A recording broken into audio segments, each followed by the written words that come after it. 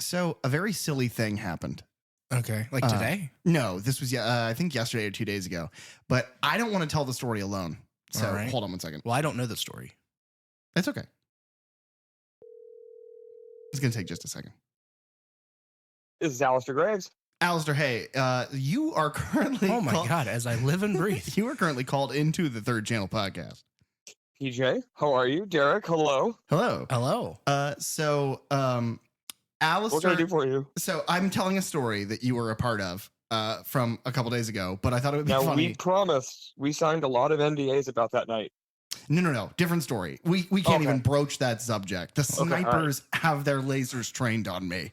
Okay. That's what that is. Then I won't say anything. Go ahead. It's not. It's just kids bullying me with laser pointers. I am a target for bullying. So Alistair and I we're streaming currently. It's every Thursday. We stream. We've been streaming a beachy survival game. We've switched over to, which is good for this podcast. We've switched over to like a horror survival sort of zombie game called 7 Days to Die, which Alistair has been trying to get me to play forever. And I had to publicly apologize to him because I kept saying no. And then that game was really good. Oh, good. Now, hold on. Let me pause right in here just to say you can check that out every Thursday at 7:30 Eastern Standard Time on my YouTube channel. Just type in Alistair Graves. Go ahead, PJ. What's your story? He deserves that because every stream I pitch our show like 40 times. But so I'm on the phone with him and we're talking about things to like, well, we can do it this way. We can change this thing. We're just kind of spitballing ideas. But I mentioned to him, hey, let me put you on a video call. I've gotten some new nerdy crap and I want to show it to you. So I put him on a video. You're talking about the other night. Okay, Yeah. I'm on. I put him on a video call and I'm walking him through our home and I'm showing him the different things that I've gotten. I show him like, and it was cool. It was cool. He showed me his this Hot Toys Spider-Man. Looks super good. yes. New kilt. Yeah, I have a We love Spirit that. Spider-Man. I got a new kilt, so I showed him my new kilt to rein in my Scottish jeans. Well, they're not Scottish jeans. It's a Scottish kilt specifically. That's right. That's a good joke. Thank you. Every joke I make is good. But I was... don't you. But so all of that to say, I recently purchased, and I showed you this as well. I recently purchased, and this is so out of the element of stuff I would normally buy, but I bought a very expensive hunting knife. Oh, Right. yeah. Yeah, and the reason I bought a very expensive hunting knife is because it is the Buck 119 Custom, which is a very specific knife with a black handle, a silver pommel with a stripe across it, a little black stripe. It's got a horn up at the tip. It's a very dangerous looking knife. Now, the reason our listeners might know that knife is because that is the knife that every single Ghostface killer throughout the history of the Scream franchise has used this knife exclusively. And they sell it at Walmart. Now, granted, they didn't ask for my ID or any kind of traceable history to it. So I am now one step closer to becoming a murderer if I want to, and I don't want to, and I'm not. Derek, if you That's need good. somebody to help you get an NDA so he'll stop talking about becoming a serial killer, I'll help you with that. Who I've said got a anything lawyer. about cereal? I don't care who you are, you know? No, well, We're getting off track. So he is telling me about this knife and he shows it to me, and I got real quiet. I just sort of cocked an eyebrow and said, "Hold on a minute." And I carried him out on speaker, on the video call. I carry him out to my car, where I reach into my console and I come back in the house, and he's like, "Why did you just go out to your car? What?" And It's kind of show him- rude. Like he interrupted me to just go out to his car. I was just quiet, and I was like, "I need you to understand this has been in my car for like 5 years." And I show him that I also am the proud owner of a Buck 119. The difference is I had no idea that that was the Scream knife. I had never put that together. I Oh. just used that hunting knife. Forever. He's gone For camping years. with it. It's like dinged up. I bought it because I was like, holy shit, Wes Craven, movie memorabilia. I was Well, like, and then it's he's- on the yeah, he- poster. You said it's a Buck 120, but it's like the special, so it's Buck 119. Right. And like I go look at it, my leather sheath says 119 stamped on it. I'm like, I just recognized the horn at the top of the grip. It helps your hand from sliding off. And he's like, why do you just have that? So it turns out, Derek, that I'm spooky enough that even in just picking a knife to go out with, I At pick a random. serial killer knife. The funniest part to me is that because he does all that, because I had showed him the knife and before I can explain, he has gone to his car and Right, all of that right. happens. And he's like, yeah, I have this too. What? And I was like, You seriously don't know what that is? And I'm like, I was going to pull up the movie poster because I think Scream 4 even, it's his face turning into that knife. It's the ghost face mask into that knife. Yeah, because it's got that really good, it's got like an up tilted tip at the end. Right. It's a So really it looks good a bit point. like his chin. So I'm going to pull that up and I was like, well, no, fuck it. And I turn around because I've got a plethora of Ghostface memorabilia, including action figures that hold that knife. Right. So I just take the phone, I hold it up, I'm like, look. And he's like, Yeah, interestingly, the Mezco, 112 Collective, yeah. Mezco is really, really, really known for, it is a small scale figure. They're a what is that, PJ, 1/12 scale? yeah, 112. So yeah, the 112 Collective, right. So they're really tiny, but they're so well known for all their details. So he shows it on video phone, and you can see the little horn on the grip of that knife. I was like, oh, So I just thought it was weird because he's telling me I bought this new knife, and I'm like, I have that knife. We're really in tune. That's strange. yeah, but it turns out that we are not necessarily in tune. What it turns out is that Alistair Graves and R.I.P.J. are just the next Ghostface killers.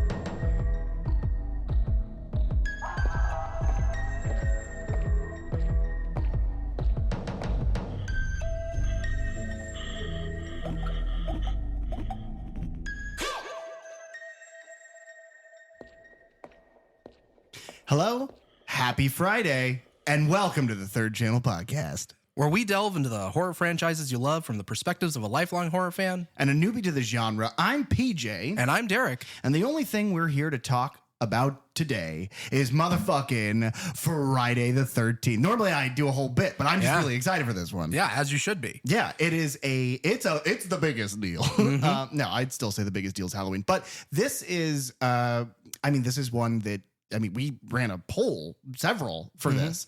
And I think we should come right out of the gate and say we are starting with Friday the 13th. Now, if you voted for, and like you should, for Wes Craven's Nightmare on Elm Street, don't worry. It happened that it was near impossible to tally from all of the different sources, and it was on a live stream and all kinds of places, the different votes that we had. Right. And it was basically a tie. And so we decided the best way to split the difference is that we would review these films in the order that you and I watched them in. Me for the first time for all of them, towards the end of last year. Yeah. So we are going to cover them in tandem. So we're doing this film. And then we'll follow this up with A Nightmare on Elm Street, Right. the original 1984. And then the next three films, the order that we do this in is kind of my own creation of like a chronological. Sure. It's those people that like give those really long blog posts about the order for Star Wars. Yes. Yeah. Yes. And so we will then do Friday the 13th part 2, 3, and 4, the final chapter, before alternating between the rest of the Nightmares and the Fridays. Through the rest of the franchises, basically. Yeah. Another part of that comes, another thing that directly leads to this result is the fact that where one of these franchises is very artistic and creative, requires a lot of kind of at least the first several require a lot of thought and planning and very important casting and whatnot. The other one is a cookie cutter horror schlock factory that kind of defined just put them out as fast as you can. It really was. And that, of course, is the series we're talking about today. But if you're excited for Nightmare, stay tuned next week. But if you were excited about Friday the 13th, that was my personal vote. Yeah. That's where we get to start this fun little experiment off. Well, and what's also nice is if everything goes to plan, you will be listening to this. This will be dropping. This episode will be released on June 13th, a Friday,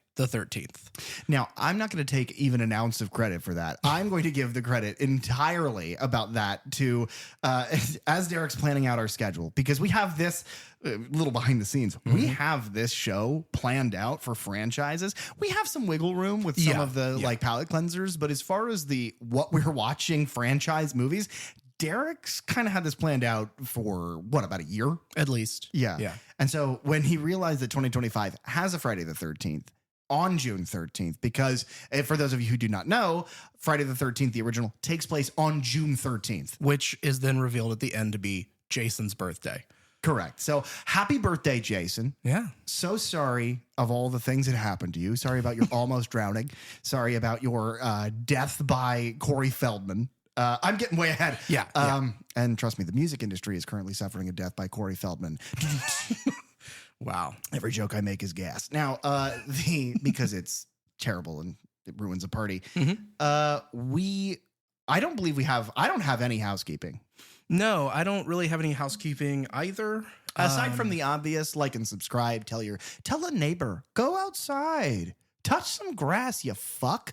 Go out there and roll around in the grass. Yeah, but put in some Raycons or something, some AirPods, listen to us while you're touching grass. I thought the Raycons was we finally got a sponsor. Yeah.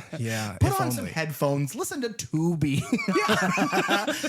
No, but go outside, roll around, put your Raycons or whatever Derek's fucking on about, put them in, listen to the Third Channel podcast, but make sure that while you're rolling around in the grass, you don't accidentally roll onto or into someone, because then you're having like sex outside and then Jason fucking cuts your body in half. Yeah, that's a very, very good and bad thing to happen.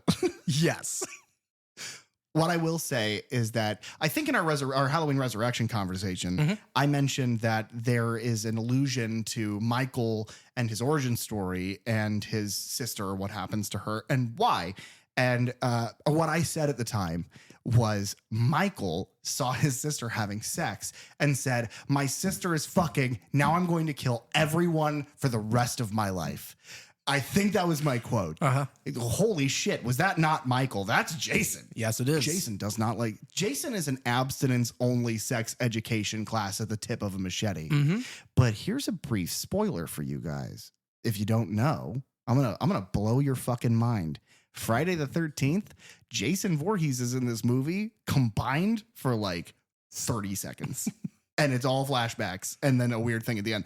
That's not our killer. And I'll save the killer. If you don't know, amazingly, if you're both listening to this movie and also haven't crawled out from under your rock in long enough and you've never seen Friday the 13th, like I hadn't, I'm not going to pretend I'm better than you. Right. I just watched this. I'm a piece of shit.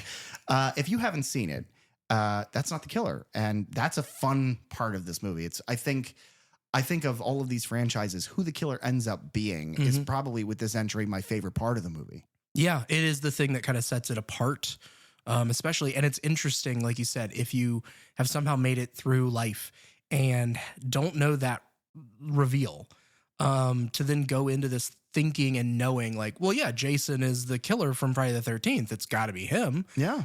Which we do talk about a little bit in our original discussion on Scream. Which is like months ago. Yeah. It is 7 months ago in November where we discussed that. And so if you paid attention to that, just as a reference, that's Ghostface's trick question in the original scene with Casey Becker. Well, to finish, wow, that was a long ramble, long winding road to get to. Please tell friends about our show. Please like and subscribe. I mentioned in our last episode, commenting, not only does it make us feel warm and fuzzy, but something that I have found in talking to people with similar media is that comments also improve your engagement, and that helps get you out to different people. And we do this because, like in our episode 0, what we talked about is that unless people listen to you talk about something on mic, it does not matter, and you've contributed nothing. So we definitely want to leave a legacy behind, and that legacy is talking about movies that are 40 years old, 50 years old, however long, and new ones. Letterboxd says Friday the 13th, directed by Sean S. Cunningham. Released 1980. The description says, they were warned. They are doomed. And on Friday the 13th, nothing will save them. God, I wish I could do like a thunder crash there or something. Here, do a thunder crash. God damn, you good. Camp counselors are stalked and murdered by an unknown assailant while trying to reopen a summer camp that was the site of a child's drowning. End of summary. Okay. That covers it all. That is true. Okay, now a quick and brief inclusion into the Walker Watch Hall of Fame. Oh. As you'll recall, Halloween, Curse of Michael Myers, the sixth movie, inarguably, I would say the worst movie you and I have talked about on this show so far. Probably, yeah. Now, we're going to get outmoded by two movies from each of the series we're about to talk about. I think there are worse movies in here. Yeah. But he gave Curse of Michael Myers 5 stars. Perfect film. He gave the original Friday the 13th, something you and I think is an incredible movie, Yeah. 1.5 stars. Wow. 1.5. Somebody else that we follow who goes by the Tom Atkins diet. Oh, I love that guy. 4.5 stars. Yeah. Whitest Kids You Know alum Timmy Williams gave it 4.5 stars. Not Walker. Fuck classics. Fuck good movies. Revenge of the Sith, 5 stars. Anything with a werewolf in it, 5 stars. Friday the 13th, the thing that is ubiquitous in horror, fuck that. I think that this movie has its share of like haters. Sure. Because it is quote unquote boring. And I think given where this franchise goes, it when you look at it, it's such a simple premise and such a simple movie, and it does have its slower moments. Sure. So I can get that, but like just from what I look at it as, it is like this perfect little example. It kicks off as much as Halloween kicks off the slasher craze. This is like perfects it to then everyone just made a slasher movie for the next 4 years. Halloween is like the copied document from one to the other computer. And then Friday the 13th prints out Halloween. So it's a little bit grainier and not as seamless. And then every other slasher franchise takes fucking Friday the 13th and shoves it in a photocopier. And it's like the toner just runs out over the course of the next decade. And then Halloween picks that back up. And then instead of photocopying it, they shove it up their ass. Well, specifically Mustafa Akkad's ass, but you know, that's whatever. Friday the 13th, released May 9th of 1980. It's directed by Sean S. Cunningham. Also produced by Sean S. Cunningham. Written by Victor Miller. The cinematography is by Barry Abrams.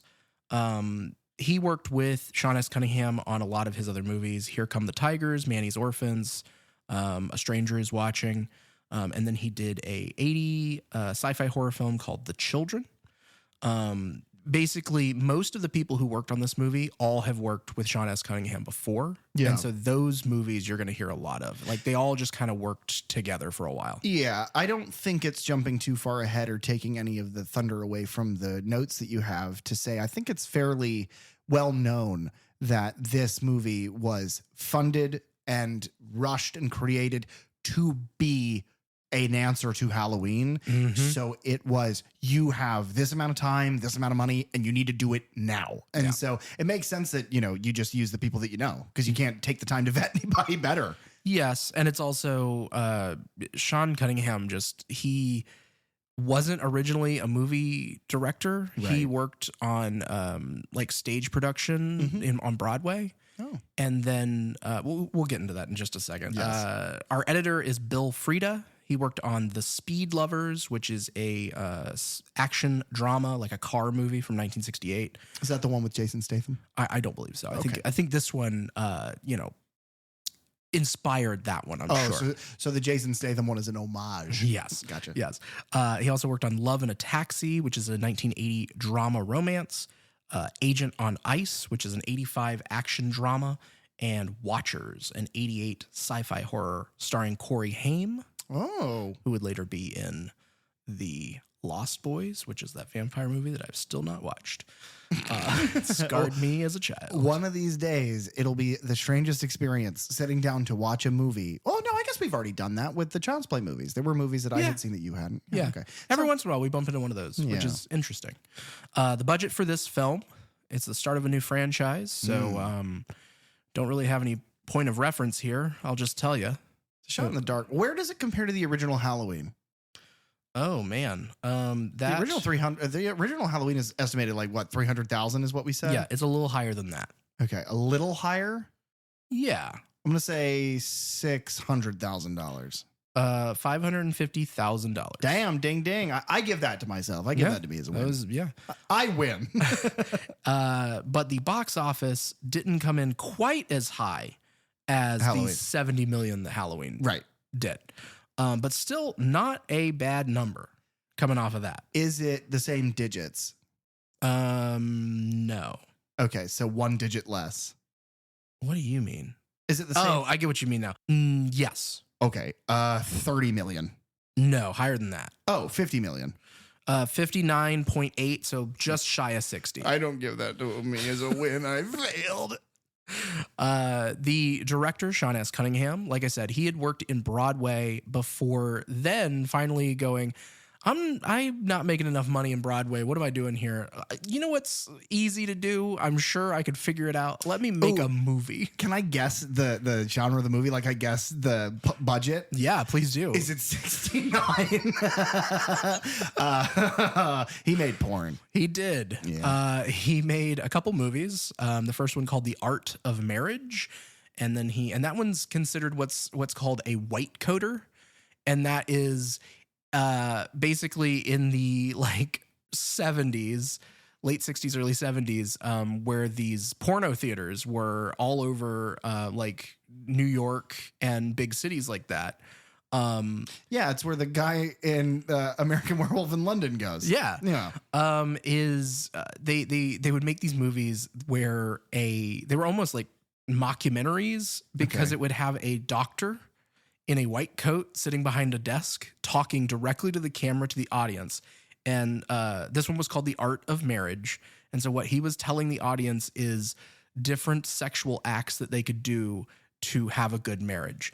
And then that would be followed by a couple doing those acts. Yeah. And then after that, then he did another movie called Together, which again was pretty much just a porno. Okay.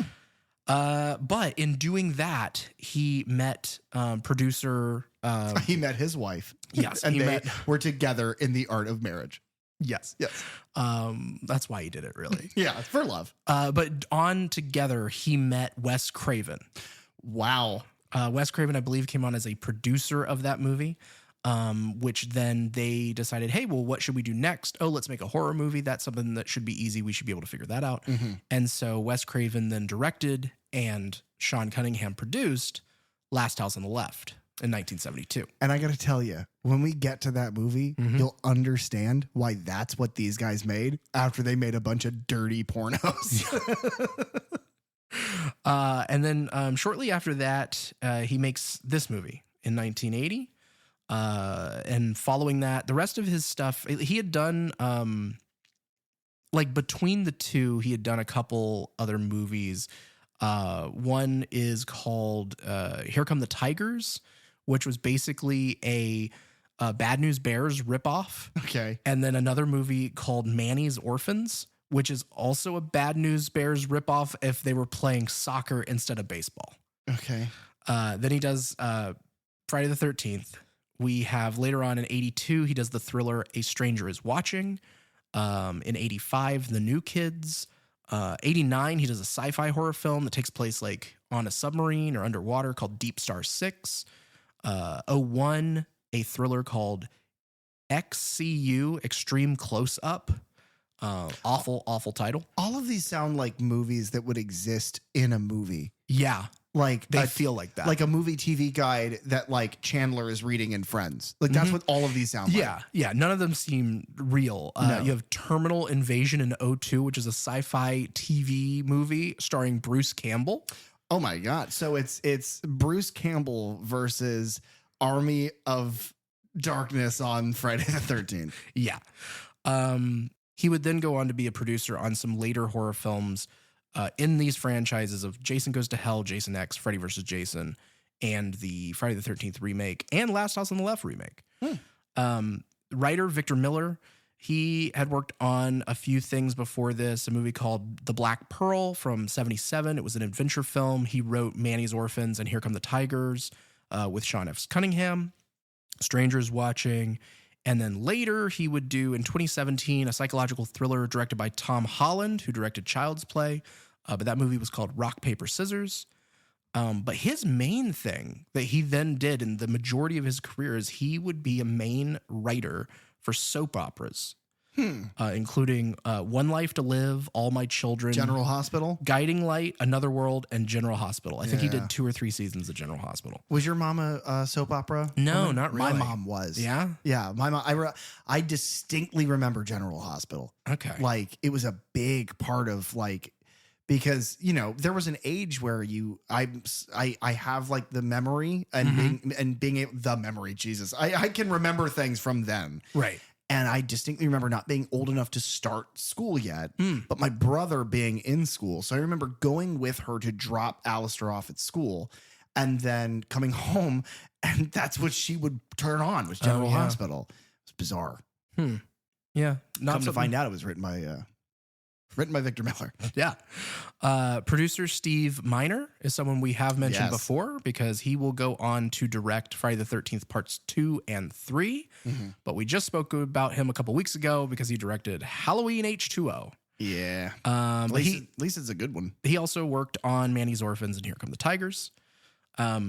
So basically, the start of all this is after the success of John Carpenter's Halloween in 1978. Sean S. Cunningham, he wanted to make a shocking, visually stunning, what he calls a make you jump out of your seat sort of movie.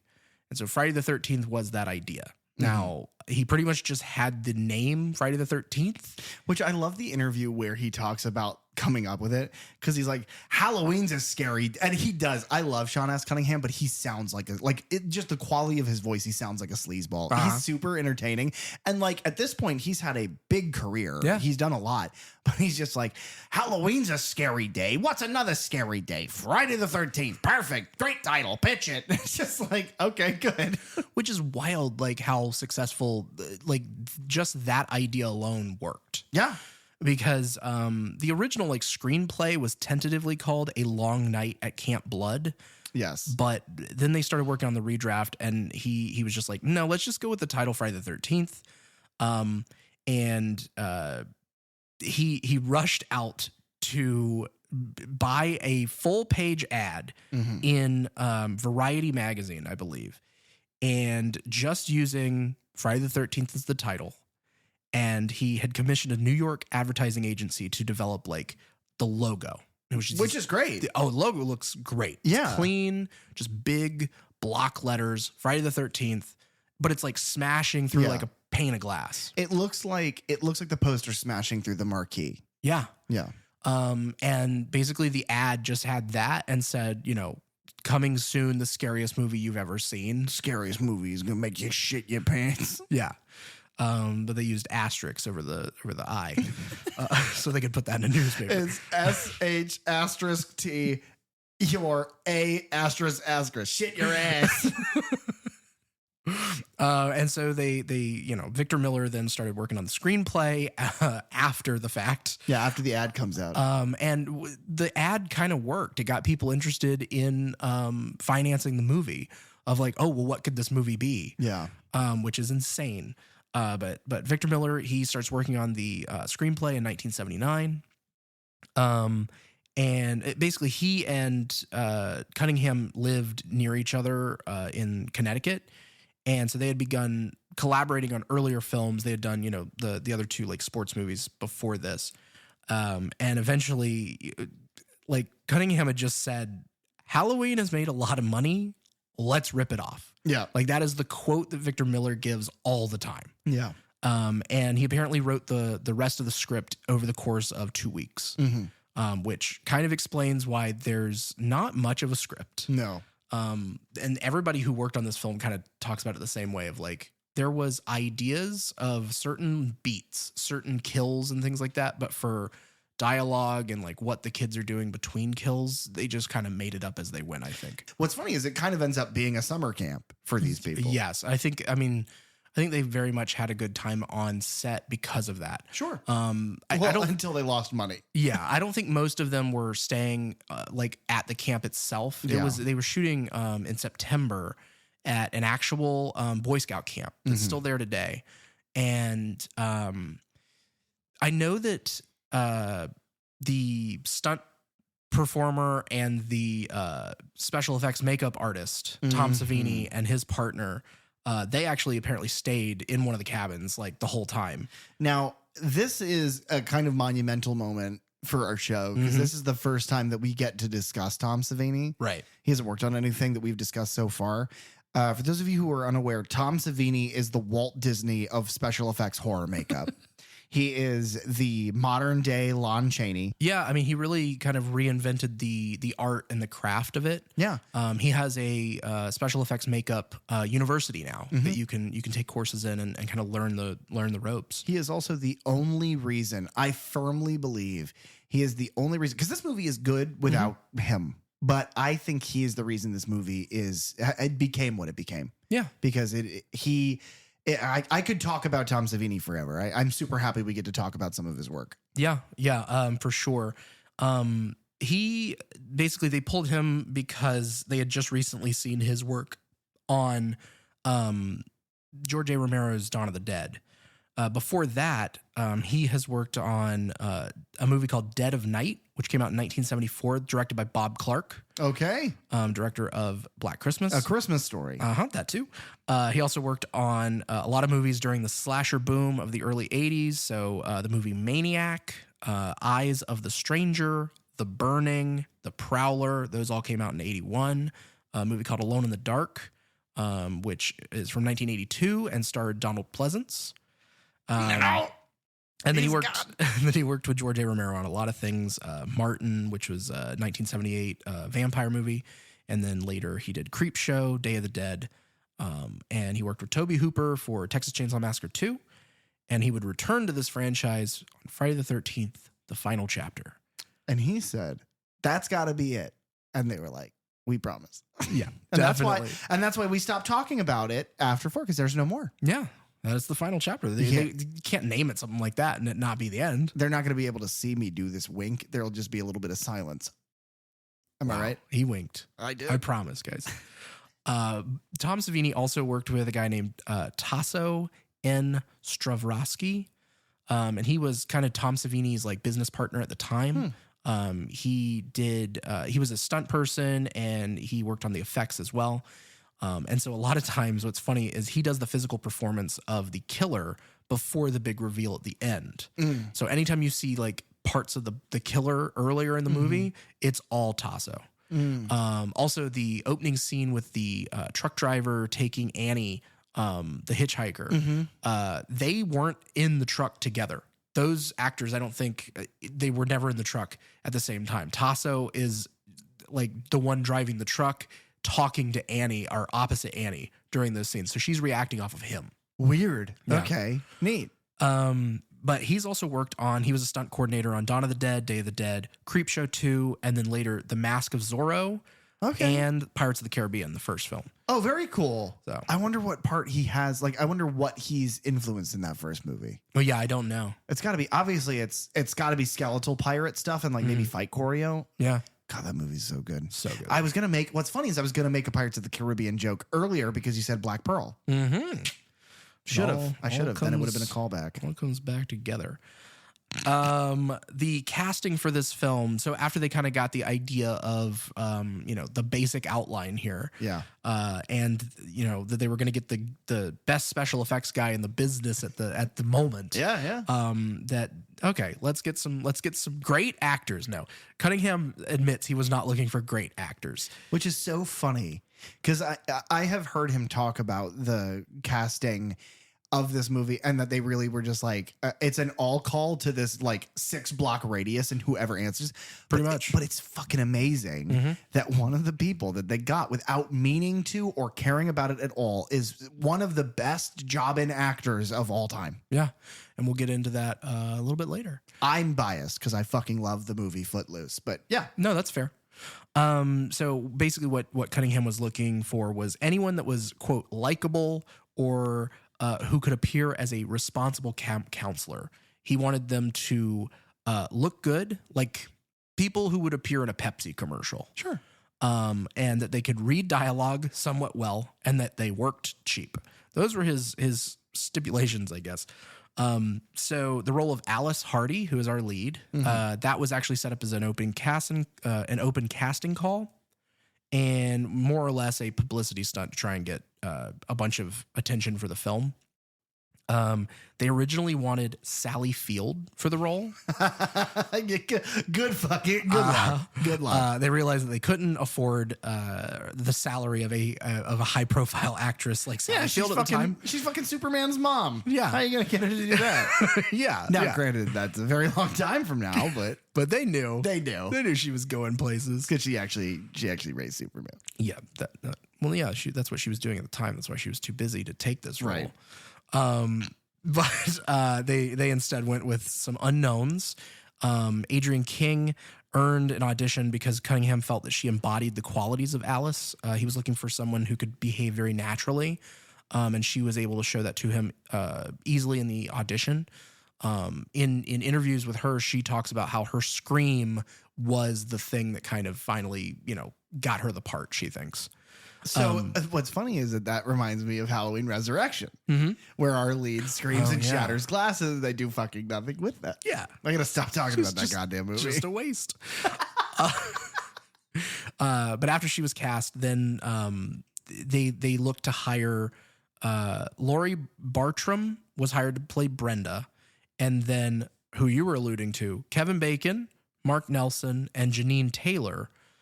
They all knew each other before casting, I guess. Okay. And so like they got brought in and they were hired as Jack, Ned, and Marcy.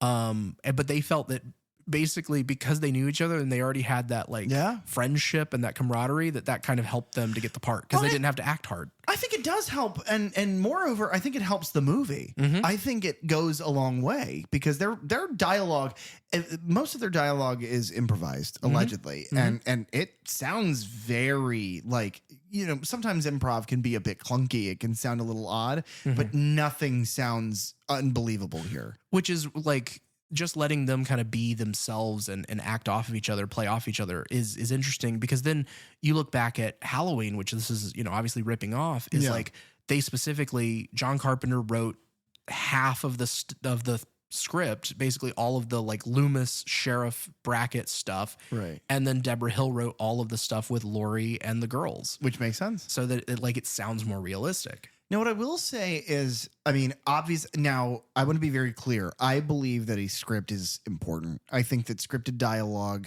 by somebody who's writing the story and knows how he wants his characters to sound, knows how she wants her characters to sound, and respectively John and Deborah, I think that ends up working better.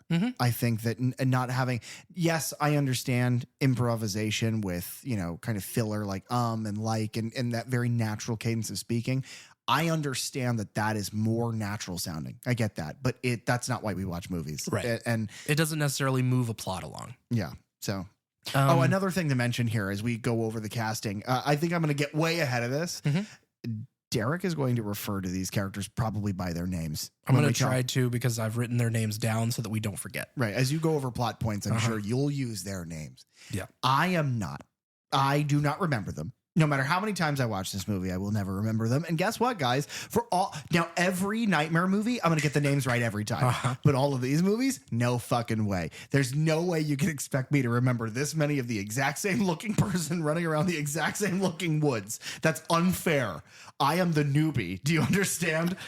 You can expect the schmoobie to read these words off all the time, but there's no way. I'm going to call the guy who owns the camp. I think Steve, right? I'm calling him Glasses McMustache basically the entire time. And Kevin Bacon. I'll call Kevin Bacon. And Kevin Bacon. That's a wonderful reference. So there were a couple actresses who were initially asked to portray Mrs. Voorhees. And I found the strangest fact about them is that they were Estelle Parsons. Okay. Who you may or may not know. I don't know how much if you watched the sitcom from the 90s, Roseanne. Oh, a little bit. Is it Aunt Lori? No. Oh, okay. Estelle Parsons played Roseanne's mother. Okay. Yeah, I don't know. And then the other actress was Shelley Winters. and Shelley Winters played Roseanne's grandmother. Is one of them also Roseanne? No. Okay. But you know who Roseanne does pop up in Freddy's Dead, the final nightmare. Oh my God, does she? Yeah, we'll get to that. Her and Tom Arnold. And let's just be clear. Let's get out like a dozen movies in front of this. Roseanne's a piece of shit now. Yeah, she's awful. Yeah. But I really liked that sitcom in the 90s. I get that. Yeah. I don't know. She lost her mind. Yeah. Eventually, if we discuss any of the Cloverfield movies, we'll get to talk about John Goodman. I don't know how many other steps into horror he's taken, but I mean, I swear we're not going to start talking about Roseanne, but I love John Goodman so much. Same. He's in Kevin Smith's Red State. Okay. Yeah, he's phenomenal in that. They eventually sent a copy of the script to Betsy Palmer, who basically did not understand why anyone would want her for a part in a horror film. And so she read the script. She only agreed to play the role because she needed to buy a new car. And basically she thought that the film was, quote, a piece of shit. And she was like, well, okay, I'll do it because nobody's going to watch it. Like, nobody's going to see it. So who cares? I'm going to make money. She was apparently paid $1,000 a day for her 10 days on set. So she made a quick 10 grand. Yeah. At the time, that's a pretty nice car. Good for her. But let's be honest. A car is the story she told after the fact. She needed booze money. Yeah. It's always booze. The film was shot in a few different townships in New Jersey, starting in September of 1979. They shot for about a month. And the camp scenes were all shot at a working Boy Scout camp, Camp Newbie Bosco. Have you ever been to camp? No. And I wanted to talk to you about this also. Yeah, no, my kiddo's been to camp a handful of times in different parts of Florida.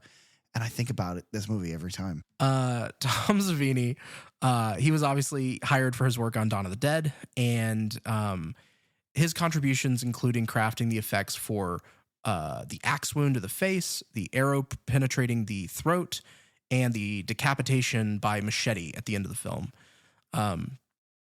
And much like we see in in Halloween and in Black Christmas before this, you have a lot of cinematography that, is shot from the point of view of our killer. But in this movie, and we'll talk about this, in this movie, sometimes that's handled a little irresponsibly, a little clunky. A little bit. I really like the cinematography in this movie for the grand majority of it. Yeah, it's specifically the killer POV stuff. Sometimes it's like when you watch The Office and you're like, why would there be a fucking because it takes you out of it sometimes because especially towards the end of The Office, the American Office, they really forget about the documentary part. And it's like, why would there be a camera there? Why would they be filming this? And so that's it's like, what? Why wouldn't they notice this person staring? Yeah, we have a couple examples of this. Yeah, early on in the movie, that's worse. Yeah. And from what I know, basically they shot this movie. They took it in the editing room. Sean S. Cunningham, who was again not a great he was kind of new to filmmaking, was like, I don't know how to cut this movie together. Why is it not working? So he called in the help of Wes Craven, who came in and said, this isn't going to work. It's boring. What you've cut together just doesn't really work well as a horror film. There's no tension. There's no whatever. And so then they brought in Harry Manfredini to do the score. And what I like in this movie a lot is that they made the conscious decision to only play music, only play score whenever the killer is around. Yeah. It is the easy, we know it was the easiest way for them to be able to show the audience that the POV that we are now looking at from this camera is the killer or is not the killer. We play with that in Black Christmas we talked about. And I think that one does part of that is they're playing with when is it the killer and when is it not? And this is very much, we want you to know. Well, and I think John Carpenter plays with that too. And I think that better than Black Christmas as an example, it's those moments where it works to make you think like, is Laurie seeing this? What's happening? And this movie's suspense doesn't really come from any of the things that Halloween suspense comes from. Mm-hmm. It's the same fear of death, but it's in different ways. I think this movie handles the killer camera just so differently for it being such an obvious comparison. It feels night and day. Mm-hmm. And it's because one of them is a big man in a mask and the other one is a tiny lady in a sweater. Yeah, that's the main difference. Yeah, because the camera's lower down. Right. But Manfredini, he borrowed a lot from the score of Jaws. Okay. Because a lot of that is the same thing of like, we're not going to see the shark for most of this movie because the animatronic doesn't work. And so how do we let the people know that we are from the shark's point of view, or that the shark is around? And so we have the score that plays. The other thing that he came up with is the like in Halloween you have the doo-doo-doo, like you have the little audio stings that happen. Yeah. And so in this one you have the one that he comes up with, which is I wish we had an echo on this board. I don't think we do. But yeah, no, that is the key. In the Friday the 13th trivia board game, they refer to it as KIKIKIMAMAMA. Yes. That is how it's phonetically spelled out. It may not sound like that to your ears, but that is what Manfredini was doing.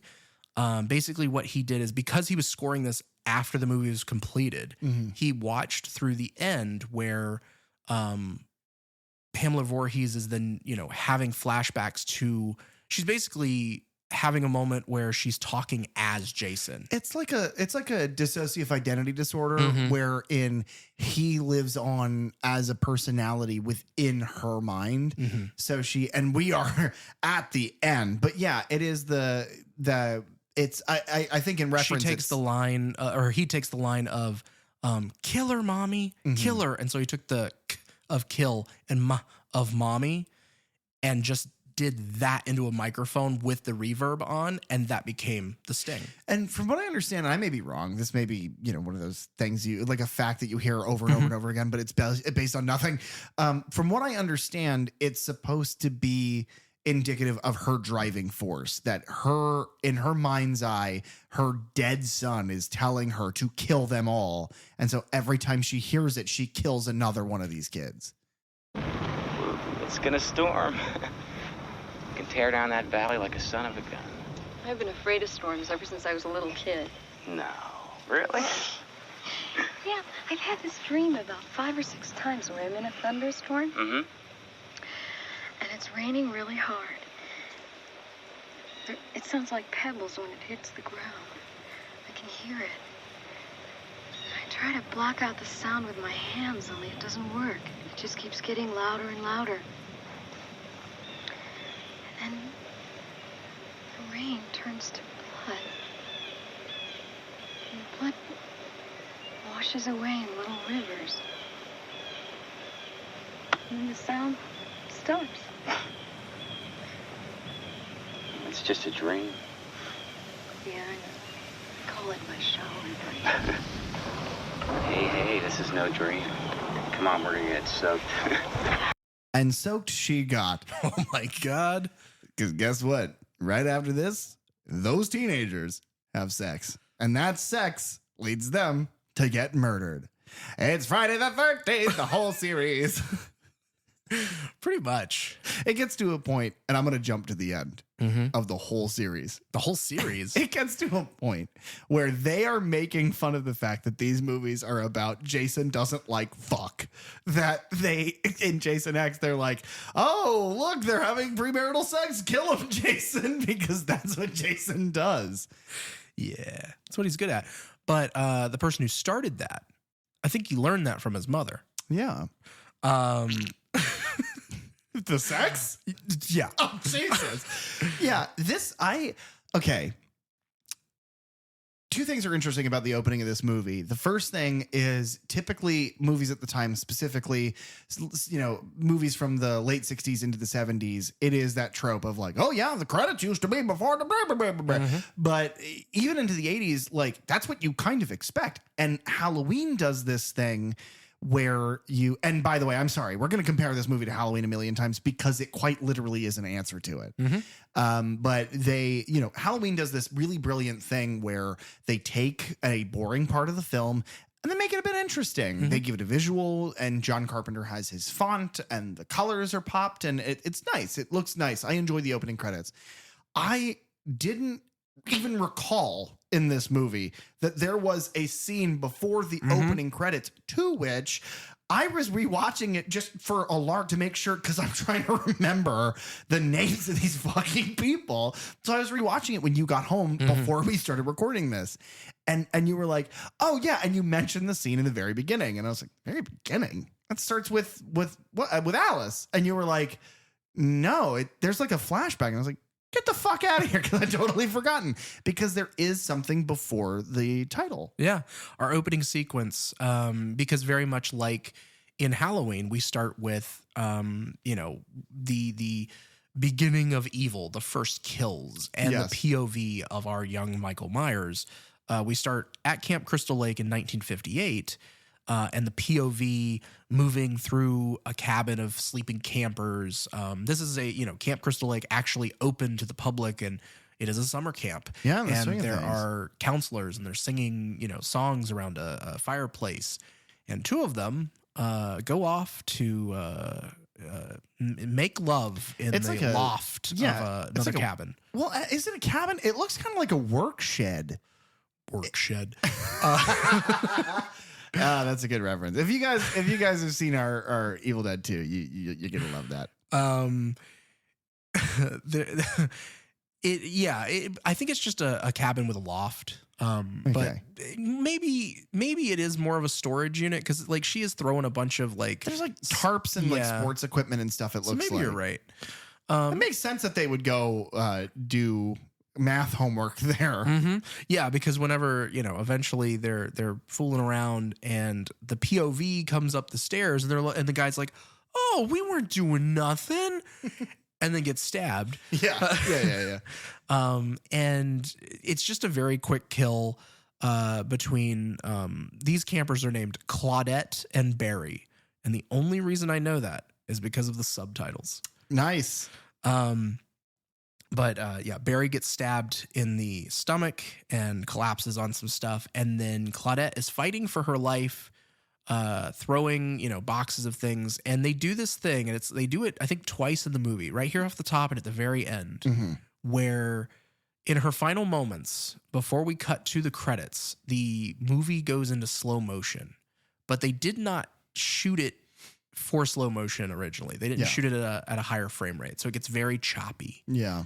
I don't know if that was a on purpose stylistic choice, or if that was Sean Cunningham and his crew not knowing what they were doing. Sean Cunningham is like, put it in slow motion. I fucking love that shit. He's got a cigar on the right corner of a cigarette in the right corner of his mouth, the left corner of his mouth, one in each nostril and one in his ears. He's just like takes a big drag of all of them at the same time. And he's like, do slow mo. The kids love it. He has to stand far away from the camera though, because he saw what happened with Halloween. And then we get our big title, and it is the big block letters of Friday the 13th, and it almost is like a 3D effect without it being 3D, as it zooms in and smashes through a pane of glass into the camera. He's like, look, I know what I want the opening, not the opening scene, but I know what I want the beginning of the credits to look like. I've known it for years. Remember that magazine ad I spent a bunch of money on? It came to me in a dream. And then we are in the present on Friday the 13th, June 13th.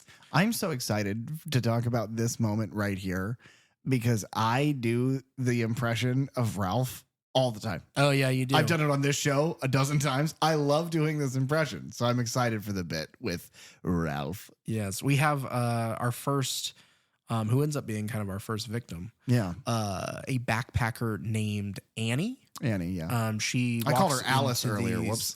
Yeah, but that's the lead. Oh, God damn it. Couple of A names. I told you I was going to do this whole time.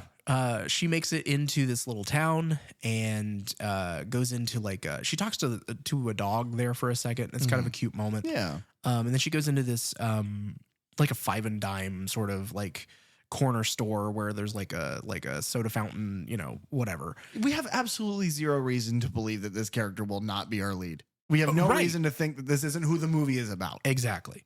Which is a good way of like setting it up. Yeah. And she, you know, goes in and asks the people who are working there of like, you know, how far is it to Camp Crystal Lake? And they all like record scratch, stop what they're doing, look at her. It's very much, and we've referenced this movie before several times throughout this podcast. It's very much the Large Marge scene in Pee-wee's Big Adventure. Yes. And they all turn to her and go, they're opening Camp Blood again? It's probably a bad idea. You know what I'm realizing in this moment? We did Suspiria last week, and the reason that we landed on Suspiria, among many reasons, but one of the reasons that we landed on Suspiria is because we brought it up a handful of times. Yeah. We brought it up in Halloween 2. We brought it up in Curse of Chucky. We brought it up a handful of times. Our palate cleanser after all this madness, we are gonna have to at some point this year talk about Pee-wee's Big Adventure. Yeah, we'll do a Patreon episode that's all Pee-wee. Oh, P for Patreon. Yeah. Pee-wee for Patreon.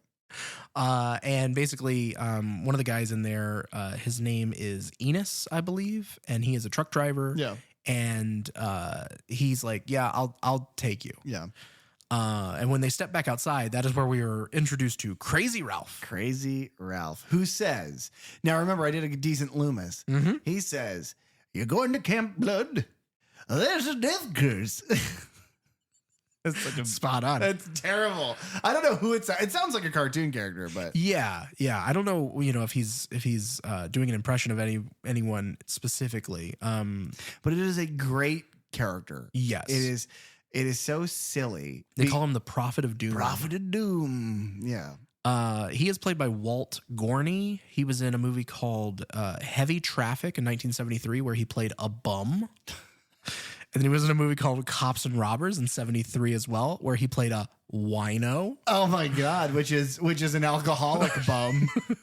And then he actually had some actual roles in King Kong, which is the 1976 version that was produced by Dino De Laurentiis. Oh. We've mentioned him before. Yeah. He was in Trading Places, which is the 83 John Landis film starring Jamie Lee Curtis. Okay, that's the one with the chick from the Twins movie, the redhead chick from Disney Channel, Lindsay Lohan. No. They No, trade it's places. not. That's not what the movie is. God damn it. And Crazy Ralph returns in Friday the 13th Part 2. Yeah.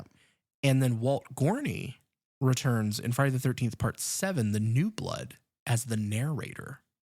Get out of here. Are you serious? Yeah. He was still alive? Yeah, I mean, that would have been like 6 years later.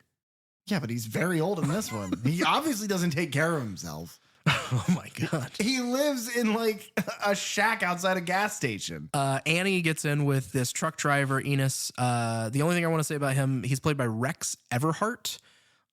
He was in Disney's animated Beauty and the Beast from 1991. Okay. He is the voice. He plays crazy old Maurice. Okay. That's a hit and a miss. Yeah, he's Belle's dad. And that's fine. But it's like it should have been Crazy Ralph. Should have voiced him. Yeah, should have. Basically, on their ride, he's just giving her the history of Camp Crystal Lake, which they call Camp Blood, because a bunch of bad things have happened. Yeah. And that's where we get our first mention of a boy drowning there in 1957. Yeah. The 2 teens that we watched be murdered in 1958 off the top of this movie. There's a bunch of fires for several years. They tried to open up in 62 and there were bad water. So something is keeping this camp from reopening. A death curse.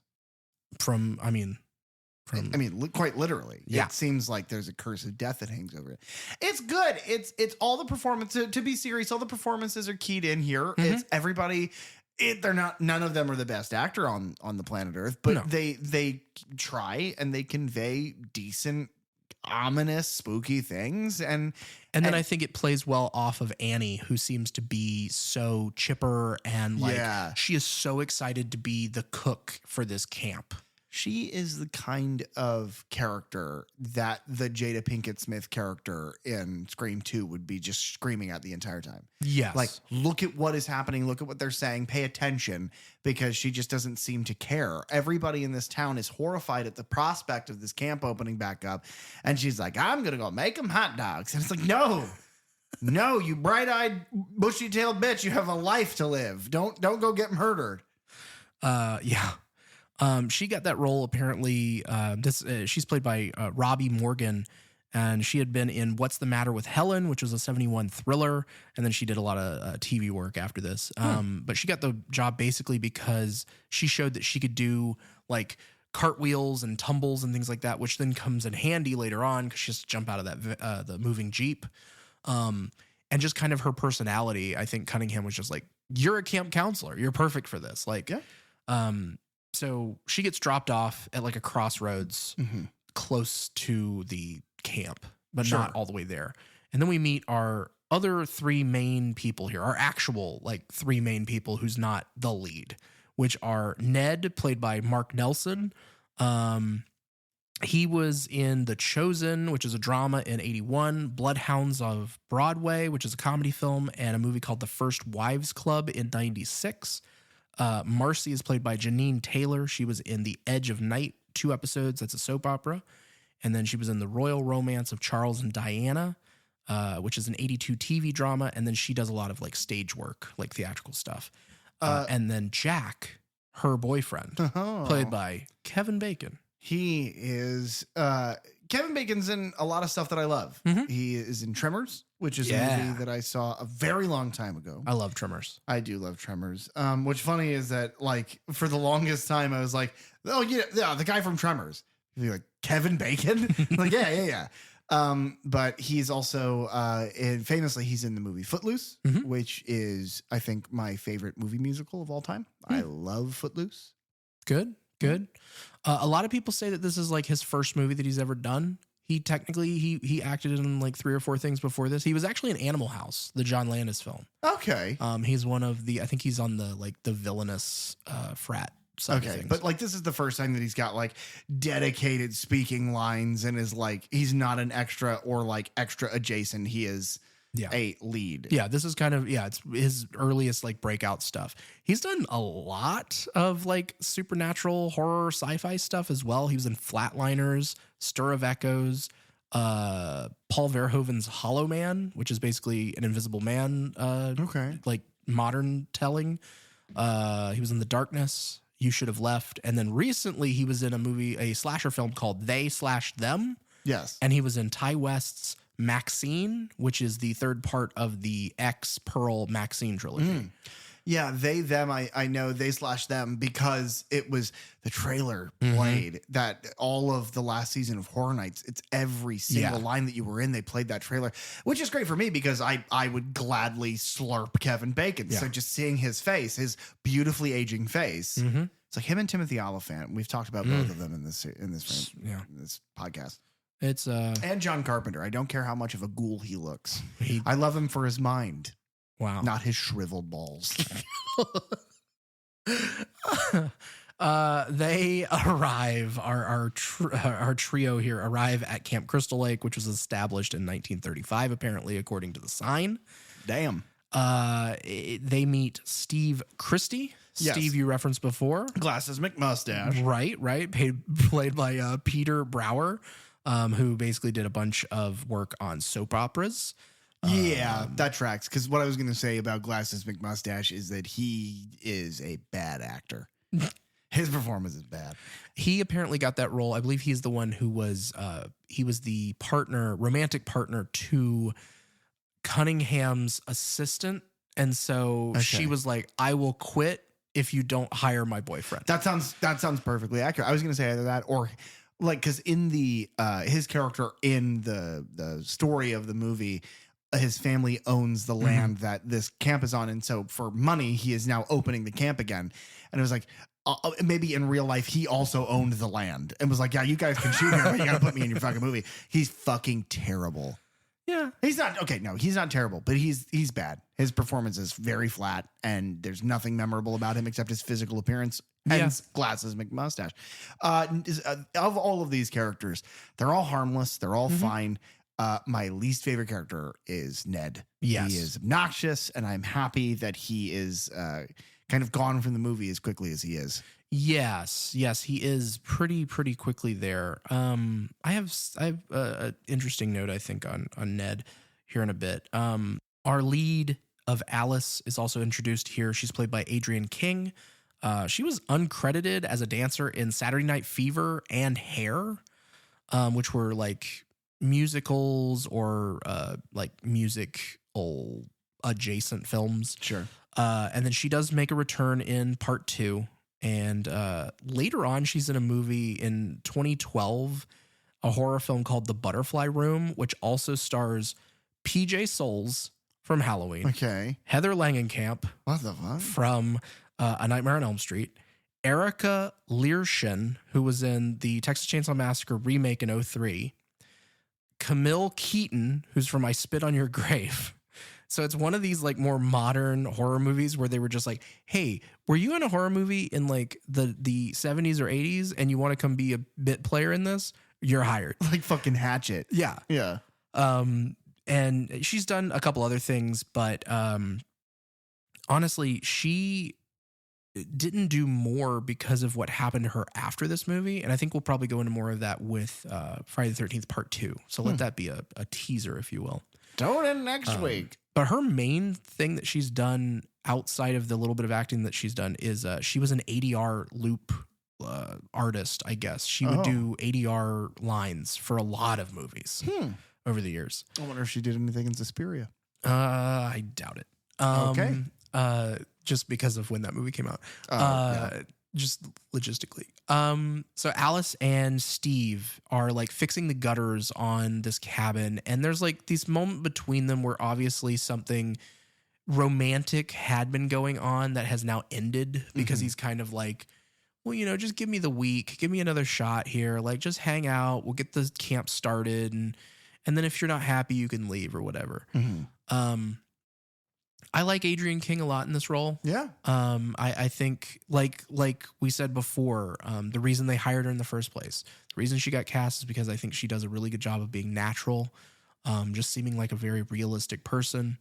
And what's funny is like in this one is because people always say that like with Halloween or films like this is like, oh, well, you're kind of giving this like conservative outlook on things.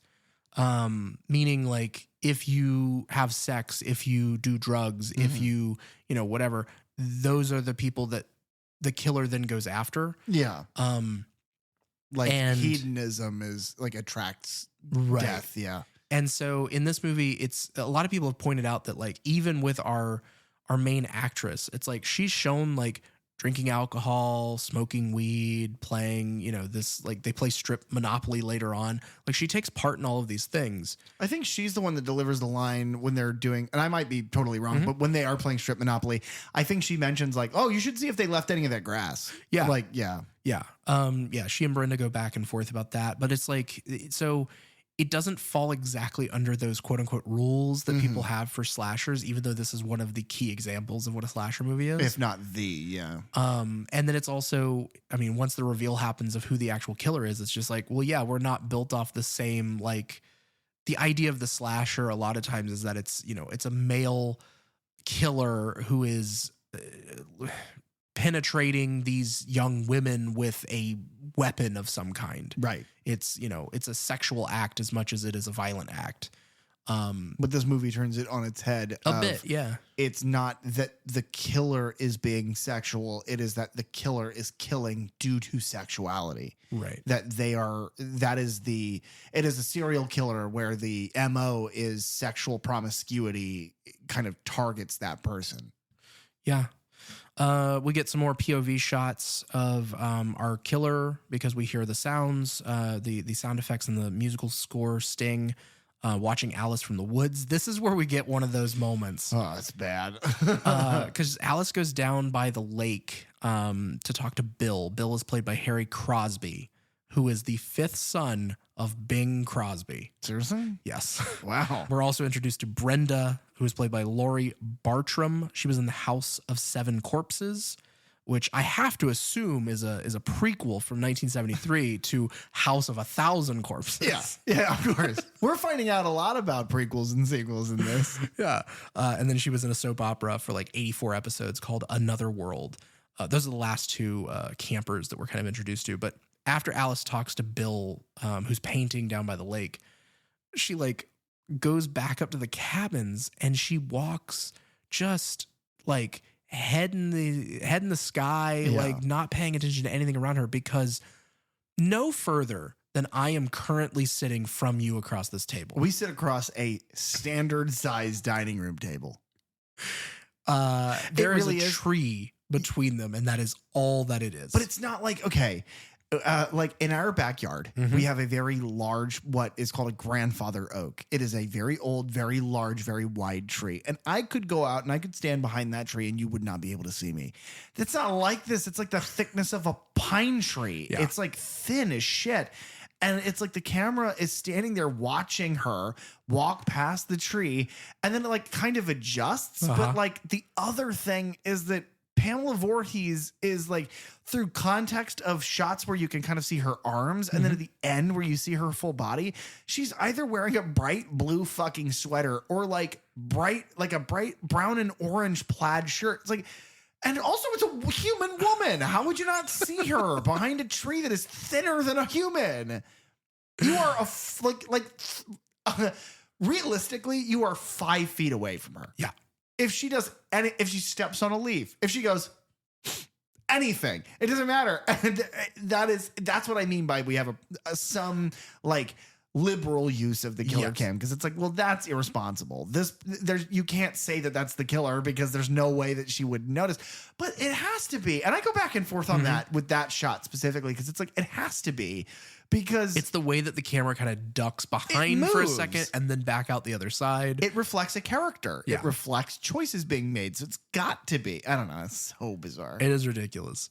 Brenda is introduced on the archery field, and she puts up one of the targets. And as soon as she steps out of the way, an arrow fires into the target that she just set up, which is then revealed to have been shot by Ned. Now, actually, the person who takes the shot was Tom Savini. Right. And the story that he tells is someone on production was trying to figure out who was going to take this shot. And he was like, well, I can do it. I'm very accurate. And he's like, well, how accurate could you be? And so they set up a target, and they had Tom get a bow and arrow, and they were like, well, point where you want me to hit.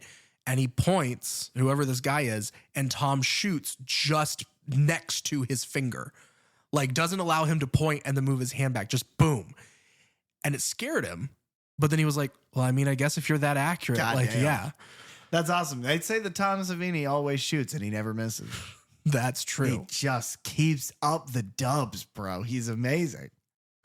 We cut back to really quick before go ahead. Before we get too far away from this, you and I were talking about the fact that that's Tom Savini shooting the arrow, but it's like, that's got to be that actress getting shot that close. Yeah, it's all done in one take. She sets the thing up, she steps out of the way, and then boom, it hits. Because it's like, they also, obviously, they don't have the budget for a full stunt staff. They don't have the budget. And especially because the stunt men that they do have are fucking Tom Savini and his partners. So it's not like, and now, okay, yes, at a certain point, there is a woman being portrayed by a man stunt performer. That does happen in this movie. Yeah. But like, you can't get away with that here. Right. And it's like, that happens a handful of times where you would not be able to get away with that. And it's like, man, this movie couldn't be made with the budget and regulation issues now. It's like, no fucking way. Now, it's good that we have the safety regulations that we have now, because Tom Savini shouldn't have been allowed, presumably on coke in the 80s, to fire arrows next to women. Yeah, no, that's a good point, because the next scene actually has the other example of this that I think. Annie is picked up by someone in a Jeep. Yes. Oh my God. Yes. Which I'll point out that just before this, Steve, who runs the camp, he leaves to go into town in a Jeep. Yeah. I think there are several people throughout the movie that they are kind of setting up as like red herrings of who could be the killer. I think this is one of those moments, because Annie is then picked up by a Jeep, and we never see who's driving. It's always a POV shot from the driver's seat looking over at her. But they speed past the sign for Camp Crystal Lake, and we begin going faster and faster, and Annie becomes afraid for her life. I love this because it's a believable performance because it is like there is that human, like the car starts going faster and she's like, and she's like afraid to speak up because there's like a human thing. It's how people land themselves into trouble. You don't want to make someone else uncomfortable for the sake of your comfort because that's a human, very social knee-jerk reaction to have. And then the faster it goes, you hear the motor starting to kind of groan under the speed. And she's like, fuck it. And she just bails. Yeah. But she bails from a road, a 1 lane on each side road surrounded by woods, like pine woods. And you pointed this out to me because I'm so used to just seeing stunts like this, but it's with the budget, with the time restraints, with how and when this movie was made. There's no way it's stunt performers. No. And she eats shit. She falls out of this Jeep. Like into the ditch. But it is like a foot away from tree roots, like tree trunks. Well, and like giant like boulders and stuff in this ditch. And it's like if they had timed it just a second wrong. Because it's obviously not going. Yeah, I wouldn't think they're fast, going at speed that they're showing whenever she actually jumps. But it's still fast enough. It's jumping fast out of a enough movie that could have killed her. Yeah, it easily could have. But then we get a little bit of a chase here, which is all performed. Anytime you see the body of this killer during the scene, it's all Tasso. So funny. And we get our first real like on-screen kill. Yeah. You and I talked about this because it's, you and I have spent a very long time watching these movies. I mean, 300 plus movies in 1 year. Yeah. And a lot of them have Tom Savini's work, especially when you get into this franchise. And we were talking and just kind of gushing about him on our first rewatch of this movie a few days ago. And as we're talking about it, it's like the throat slash is a horror staple. There are throat slashes in every movie that we have talked about, almost probably actually in every movie that we've talked about. There is some sort of throat damage. Yeah. And it's so easy to do fine or well, but this one is so particularly good, and they're like little nuanced reasons. You pointed out that it doesn't bleed immediately. It bleeds like she flexes in response to the pain, and then it bleeds and it gushes out, and it's a dark, thick, very believable looking blood. But then what I point out is it's really easy to make liquid latex look like exactly the same color as skin. And then beyond that, it's like, yeah, it's liquid latex. You make your prosthetic, you put a bunch of liquid latex on her throat, and then you cut that and you have a blood bladder, and it bleeds out through a tube. But it's like, it's shadowed on the inside, like it's painted, or at the very least, they took the care to kind of hollow it out a little bit. So it looks like it is going into a cavity. It's a great little effect here for something so simple. And that's the true artistry that's behind Tom Savini's work, is that Tom Savini was a wartime photographer in Vietnam. So he has actually seen bodies. Yeah, it's the Christopher Lee, that's not how people sound when they get stabbed story. Yes. Yeah. And so everything that he does is anatomically correct, basically. As close as he can make it. That's his specialty, really. Yeah. And obviously in later films of his, even as early as like the final chapter of this series, it's like it obviously grows in quality, but like even in his early stuff like this film, it's like, man, it's a good throat slit. It's probably the best we've seen so far. Yeah, I would agree. We get our lake scene where they all go out. They they kind of take a break from doing all the things that Steve left them to do. And they set up the dock. Which, by the way, that guy knows. Steve has to know. Glasses McMustache has to know, like, oh, they're all going to fuck each other. Yeah, as soon as I leave. The clicks of 1,000 lighters and the zips of 1,000,000 flies are all going to go off at once as these kids ruin their futures. Like, he has to have known that. And he did it anyway, to go to a diner and flirt with a much older woman. Yeah. Yeah. There is, a POV shot of our killer watching them from the woods. And this is where I think the movie starts to really get its legs with suspense. Mhm. Up until this point, you're doing a movie thing. It's a horror movie, so you got to have a kill every so often, and you got to introduce a lot of people and a lot of exposition really fast because it's not what the people are here to see, and everyone knows that. And if anyone knows what people are coming to see from a cheap, shitty horror movie, it is Sean S. fucking Cunningham, because that is where he lived for a very long time. And this is where I think, as a director, he does well, is that, okay, time for suspense. So now you get that killer POV all the time. Yeah. It cuts to it all the time, but it's like, oh, this was something that I found unnerving, because it's so easy to look at this movie through the lens of nostalgia and just go, oh yeah, I know everything that happens in this movie.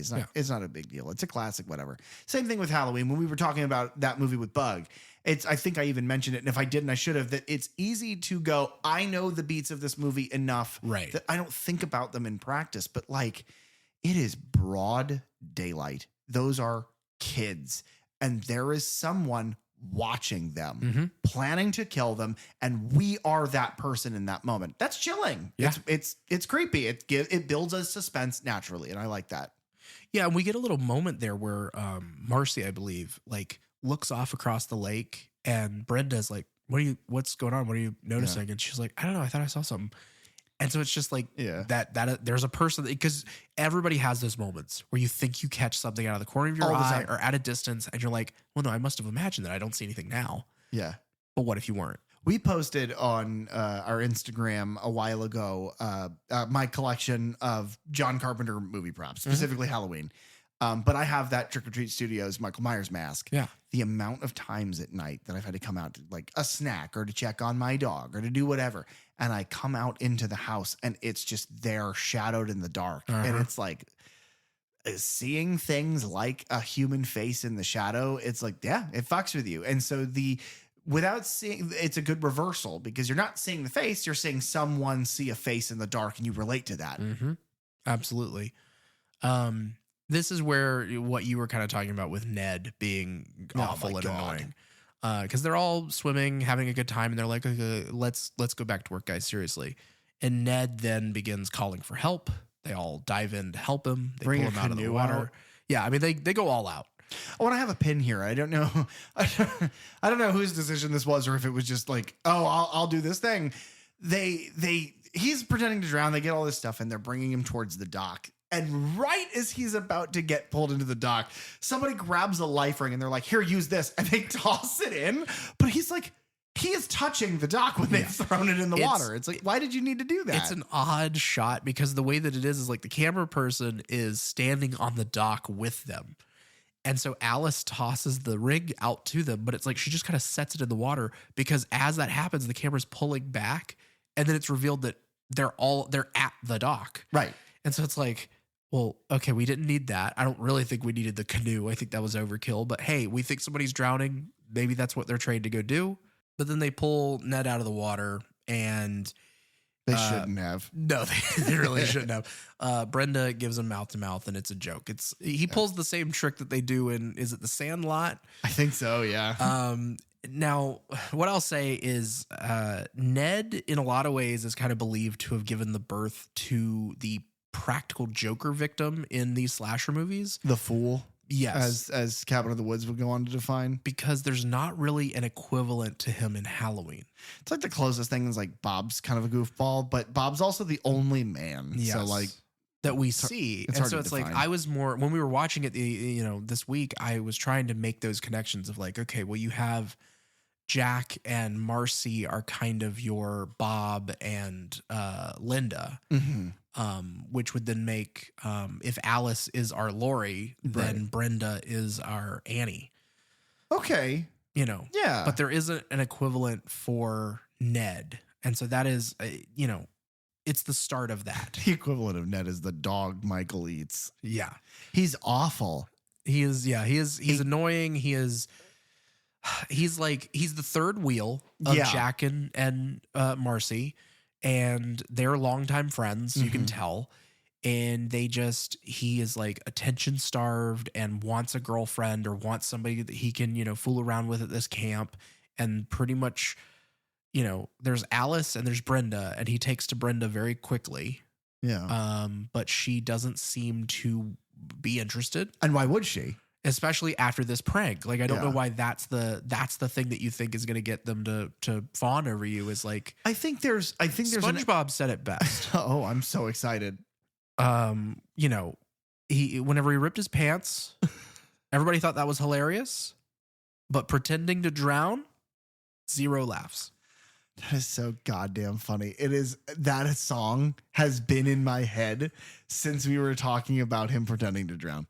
Yeah. Sincerely. That is amazing. I think something to point out here is that, why would after this prank she be involved? Mhm. I think that there's a sort of screenwriting trick. And what's funny is that Carly and I were talking about this. I think something that goes a distance to make a woman character feel like kind of dumb or like not integral, not strong-willed, is to have in your script, especially in like 70s, 80s movies, Right. is to have a man treat your lead woman character poorly and them react positively to it.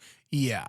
And I think that they are looking to really dumb up these characters and make them look dispensable. And I think a really easy way to do that is to not have her rightfully go, "You're fucking creep, stay away from me." Yeah. What's funny is there is a read that certain people make, especially nowadays, like current audiences make on Brenda, that she may be a lesbian. Sure. She isn't interested in anything that Ned is doing. No, she's interested in playing strip poker, or strip poker is such a strip monopoly Right. with her very alone in a thing with just a guy and this girl she's looking at and sitting next to. Okay, I can see that. And she makes a comment about like when Alice is going to start taking her shirt off. Like she makes a comment there where like she seems interested. Yeah, the So- comment, by the way, for the listener, is she takes her hands and she claps them together and does like, and she goes, "Let me see your titties." That's the comment, by the way. Yeah. That line was written by Sean S. Cunningham. Yeah, no. And actually, what's funny is Pulled it from an old script of his. I was gonna say Wes Craven came in and was like, "Oh, you gotta have her say this." Yeah. That's how women talk. Well, they are lesbians. We get an odd little scene here where a police officer on a motorcycle shows up to basically be like, "What are you kids doing? You're doing bad stuff. You're smoking pot." And then Ned's racist for a bit. Yeah. And in a scene that aged like milk. Yeah. And he comes out and he is wearing like an indigenous person's headdress and really makes white people look terrible. Yes, he does. It's easy to do, but he does it really bad. And then now we were watching this movie and Carly was walking behind the couch, not watching this movie. And the cop on the bike, like a motorcycle, it's this whole conversation. He's coming out there to check if Ralph had come out there because he's a drunk and his wife is worried about him. And yeah, that is the bit. It's another red herring. Maybe Ralph's the killer. right. He then takes this motorcycle and rides it away, but he rides it. It's for the record, a motorcycle. For those of you who've never seen a motorcycle before, it's a bicycle with a motor and you can move it manually by walking with it. And instead he rides it all the way down to the shore of the lake, then does like a shitty dippy bob turn where he turns around and it looks like he almost falls over. Yeah, because I'm sure the dirt is loose down there and not used to being driven on by a motorcycle. Because it's part of a lake. And then he drives it away. And so we're watching this movie. Carly's walking behind us and goes, "Why the fuck did he do that?" And we're like, "That's a good question. We don't know." And they hang on the shot for the whole time. It's a very long shot. Yeah. Which like that's part of the cinematography in this movie is we have some long takes and they don't feel as showy as like Dean Cundy's work in Halloween. No. But like I still really like them. No, I do too. And something that I think that they add and something that I think even during the daytime, because these are still our daytime moments. I think in the daytime, it's still atmospheric. It still feels like you are in a campsite. It doesn't feel like you're watching a movie. It feels you can almost like smell the smells, hear the sounds. Because you spend so much time looking at these kind of vista, very wide, very long panning shots of the area, you get a good sense of your geography, but you also get a good sense of what it must have been like there and at the time. This just happens to be a really weird shot to have lingered on for Yeah. so long, because now you can smell the gasoline and hear the like of the motorcycle. Yeah. We've about caught up with our clip at this point. Ned is like down by the lake. He's bummed. He's watching Jack and Marcy kind of, romantically walk along the lake. And he sees someone go into one of the cabins. Yes. And it is bizarre, namely because it's like, even in the day, like if there was like where the sun is setting or whatever, it's like the door into this cabin. It's like, it seems manufactured dark. It's like, it's like in the door is like the world to like a portal to the void. It is just so dark. But he does in this terrible line delivery. I hate this fucking actor so much. It's like almost enough to pull me out of it because I really like this movie. But he's just such a shithead. He's like, hello? Hello? Oh, can I help you? And then it's like, oh, thank God he's gone. Yeah. Because he goes into that cabin and we don't see him alive again. No. But Marcy and Jack, they have a little moment outside and we have our clip and Marcy gives this little like speech, this little monologue about this dream. Yeah. That I think is interesting in the middle of all this. It's kind of our well, literally it's the calm before the storm. Because right after it begins to pour, how great would it have been if she was like, I have this dream and it's raining and it's raining blood. And then I see this guy and he looks really burned and he wears this like fedora and like a striped sweater and he has like and he's like, he calls me a bitch and it's like, oh shit. And then they cross over this early on and people then, are like, who's she talking about? Like Wes Craven is sitting like on a log and he's just like, whoa, wait, what? And he's just jotting it down. Whoa. Say that again. We got a stew going, baby. Their performances are fine here. It's obviously very, very like, oh, I learned my lines a few minutes ago. It doesn't feel like it's dialogue that, and I understand why they don't want it super scripted because like the scripted moment here feels that way. Kids don't talk like that. Yeah. They're supposed to be teenagers. Teenagers don't talk about like my dream of blood. I call it my shower dream. And it's, the fuck are you talking about? I'm just trying to fuck you. Shut up. Like, and that's not even Kevin Bacon being sexist. It's like, I'm no longer interested in doing that because I think that you need a medication that you are not on. But if that was his wish, he gets it here because they go into the cabin that we just saw Ned disappear into. It's his shower dream. Oh my God. And they make love. Yeah. It's a cool little moment here. The pan from them having sex in this bunk bed, which by the way, ew. As a rule of thumb as an adult, never have sex in a bunk bed. Where should they have done it? The floor. On the floor? Take the mattress off the bed, put it on the floor. Okay. You're having sex in a bunk bed. Ew. But the camera pans up from them doing it again in the bunk bed. And you see Ned's body. And even his fucking death performance pisses me off. He looks like, you know what he looks like? You ever use the side-eye emoji? Yeah. Like the two giant eyeballs looking off? It's like, he looks like a clown. And like his death makeup's a little shitty too. I'm sure it was a rush thing, but like it's just some blood and like a liquid latex slash on his chest and like his neck. And he's doing like, the actor has a bigger nose and he's got the widest fucking eyes and he's like looking off to the right. And it's like, you think that that's what people like look like? Do you think that what you saw the person and immediately died? Like it's the basilisk. It's so confusing. Yeah. It's not confusing. It's an idiot thinking just, that would look like a death and it doesn't. Yeah, well, and you have to wonder how much direction were any of them being given because, again, Sean S. Cunningham knew how to direct pornography and then... Bigger. Yeah. Bigger. Be faster. Do bigger eyes. Eyes are the tits of the face. That's a real quote by Sean Cunningham. I'm going to get sued. But right after that scene, Marcy gets up and has to go to the bathroom, which is, of course, in another cabin. And for some reason, no, that's typically how cabin like camps I think are set out. Is like you have like the bathroom, cabin almost. You wouldn't just have like a hole dug in the wooden floor somewhere?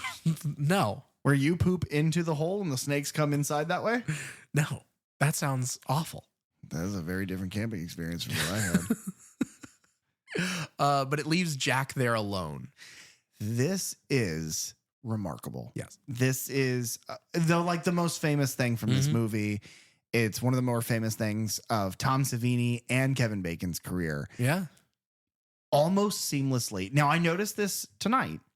The only seam that you can really see in my experience is not a visual seam, like a line or some sort of blemish. It is that his neck in the scene where he's laying and reacting and the camera kind of pulls away, his neck is just obviously too long, like a bit too long. Yeah. But the scene where he's lying down, Jack is lying down in the bed and he's just kind of minding his business and like kind of just thinking he's passing time until his partner gets back, and a fucking arrowhead. Well, okay. Here's the part that I love, because it's like he lays there for a bit and he even reaches down and like picks something up off the ground and he's looking at it. And then a drop of blood hits him on the forehead. Yeah. And so there is the misdirect where he like touches it and realizes like, is that blood? And then looks up, and that's when the hand comes from under the bed. Right. And the misdirect here, I just think is incredible. I do. Because you're thinking, like, we know there's a body up there. We don't know where the killer might be, if they're still in here. But we don't necessarily think, I mean, have they just been under there the whole time that they were having sex? And you know what's funny is the first time I saw this movie, keeping in mind that I first saw this movie in 2023, where, I mean, an entire Insidious franchise, an entire Conjuring franchise, both chapters 1 and 2 of the It remake had been out. So we live in a world with an abundance of very violin screechy, to be specific, violin screeches and lurches and very scary, jump scare, non-diegetic score blasting at you. And so jump scares are something that we take for granted. Right. But watching this movie the first time, this elicited a jump from me. That was a jump moment. It was a, oh shit, because you don't expect it. And you can make good jump scares with none of those. Now you get this, you get the screeching here, but it's not it's not in the audio mix. It's not so fucking loud that it sets off your car alarm. Right. It is a respectable volume, and it is truly horrific because without a fucking computer in the state that they were filming this in, an arrow goes through, like, where your collarbones meet in the center. And if you touch where your thyroid is, it's that very weak spot of your neck. It through that with no seam. And Kevin Bacon's performance is really incredible as he realizes what's happening. An arrow punches out from his neck. So that means it's gone through the fucking bed up into his neck, and it is slow. And I can't imagine the pain of that. Through your throat, through all of the skin, all the organs that live in that area. It's disgusting and an amazing special effect. Yeah. It is why I am so excited to talk about Tom Savini in this and other entries in this franchise, because it's simple effect work. Yeah. It is. He made up shoulders, put a shirt on it, pulled the bed sheets up over that shirt, then had the exposed neck, and all that is made of liquid latex. And then he had Kevin put his head up and lean it back, built the pillow around it, and then just liquid latexed his chin and the beginning of his neck into a fake neck and punched a hole through it. And it is amazing. And it holds up today. It's incredible. Yeah, absolutely. You get a couple, because there is like technically an unrated cut of this movie. You get an extra like couple of seconds here. Yeah. Where we get a third angle of it happening, and it looks great. The blood squirting out is like amazing, because you get that kind of, and it was an accident, I think, where I think Tom is the one who does the arrow, and then Tasso is the one who's supposed to be pumping the blood. But whenever it happened, whatever they were using to pump the blood, like detached from the cable, and they only had one take at this. And so in the moment, Tasso just puts the thing in his mouth and blows, and it spray. That's why you get that spray of the blood coming out. but That's it makes amazing. it look like an artery. Well, and it gets in his face. It's like in his eyes and his mouth. But I got to tell you, that little unexpected moment, because Kevin jumps from it. Mm-hmm. And it's like, it makes it so much grodier. Because it's like, oh no, that feels like, well, not only if you had a major artery punctured by a fucking arrowhead, not only would it spurt all over your fucking face, but it would surprise the fuck out of you. And you would probably jump from that. Yeah. Oh God, I love that moment. It's so good. Yeah, it is. And only followed up by the second best effect in the scene, where Marcy ends up at the bathroom cabin, and she's going and getting cleaned up, what have you. Now she's using the restroom at first, and we see, I love this shot because the door opens, it's storming outside, and you see this pair of boots come in. Different boots than Michael Myers wears. So we know it's not Michael. Not Michael. Don't worry, Dylan. It's not Michael. And then the camera like trucks along the bottom of the bathroom stalls until you see her feet underneath. And then, but it's one of these like kind of long tracking shots. You get another one later, which I love as well. She gets up, she is washing in the sink, and she hears noise coming from like the showers, because the shower room is like down at the other end of the building. And she goes back and she pulls the first curtain, thinking that somebody's messing with her, pulls the second curtain, and then it's just like, I must have imagined it. And as she's saying that, we see the shadow of the axe raising into the air behind her. And so it's for that split second, like we know something that she doesn't know. And then she turns around and the axe is just buried into her face. She screams. She gives a great scream. Yeah. This reminds me of Suspiria, funny enough, in the very opening of Suspiria, when all of the panes of that stained glass ceiling rain down and one of them is like bifurcated that woman's face. Yeah. It is like this axe. It is now in the very, very high definition Blu-ray rip that you have. It's like the effect work, you can see the seams. Yeah. You can tell that it's like a little like, the special effects grodiness. Yeah. Like it's like chunky and where it wouldn't normally be. Right. But man, that axe is stuck and she is still performing through it, and the blood looks real, and it's like, God damn, it's so good. And the way that she like slowly kind of, because she's like still hanging onto the shower curtain and then just slowly kind of slides down the wall. Yeah. But yeah, I think it's a great little performance here. She was a stage actress, and so she was very afraid that this being in this horror movie was going to hurt her career. But again, I think a lot of them were just like, nobody's probably going to see this movie. Is this the only exposed like nudity in this movie? Yes. Yeah. Kevin Bacon does a good job at being a hand bra for a little while, but then eventually he gives the goat and he. Yeah, if we were giving counts like Joe Bob Briggs does on The Last Drive-In, I think this movie only has one breast. One breast. Yeah, the other one is never fully exposed, and it's fine. Sometimes you only need one. This isn't a podcast to talk about that, though. No, not at all. This is a podcast to talk about the next part of this movie. Yeah, which is it's a quick thing. We can kind of go through what happens to the rest of my notes here are kind of broken down by character. Yeah. Well, and all of these movies moving forward, that's what I mean. We're basically not going to talk about the plot. Yeah, we're going to talk about what Jason's been up to, and then we're going to talk about every character's beginning and death. Yeah. Steve, like you mentioned before, he goes to a diner. Yeah. Something to point out here, and I'm sorry, I know this isn't a super important moment. Yeah. The diner really doesn't fucking matter, but it's notoriously difficult to capture rain on camera. Alfred Hitchcock used to use milk that he would very thinned out milk that he would pump through hoses to get it to capture. But that does not seem to be a problem. I don't, did they film during a really bad fucking storm? That I have no idea. I don't know if those are rain machines or if there really was just a storm and they used it. I think with that budget, it could not have been rain machines. I wouldn't think so. Yeah. So maybe it was just really bad storming. And then they were like, the next day they were like, hey, we wrote you this monologue about rain. Quick, read it. Yeah. Yeah. Because the in that scene with the speech and the shower dream scene, there are like flashes of lightning on them that is clearly not actual lightning flashes. Yeah. Well, but like when you see the diner, that is such a good shot. That looks real. It looks like a place in the middle of fucking nowhere. And it's like the red neon of the word diner is like totally washed out by the rain.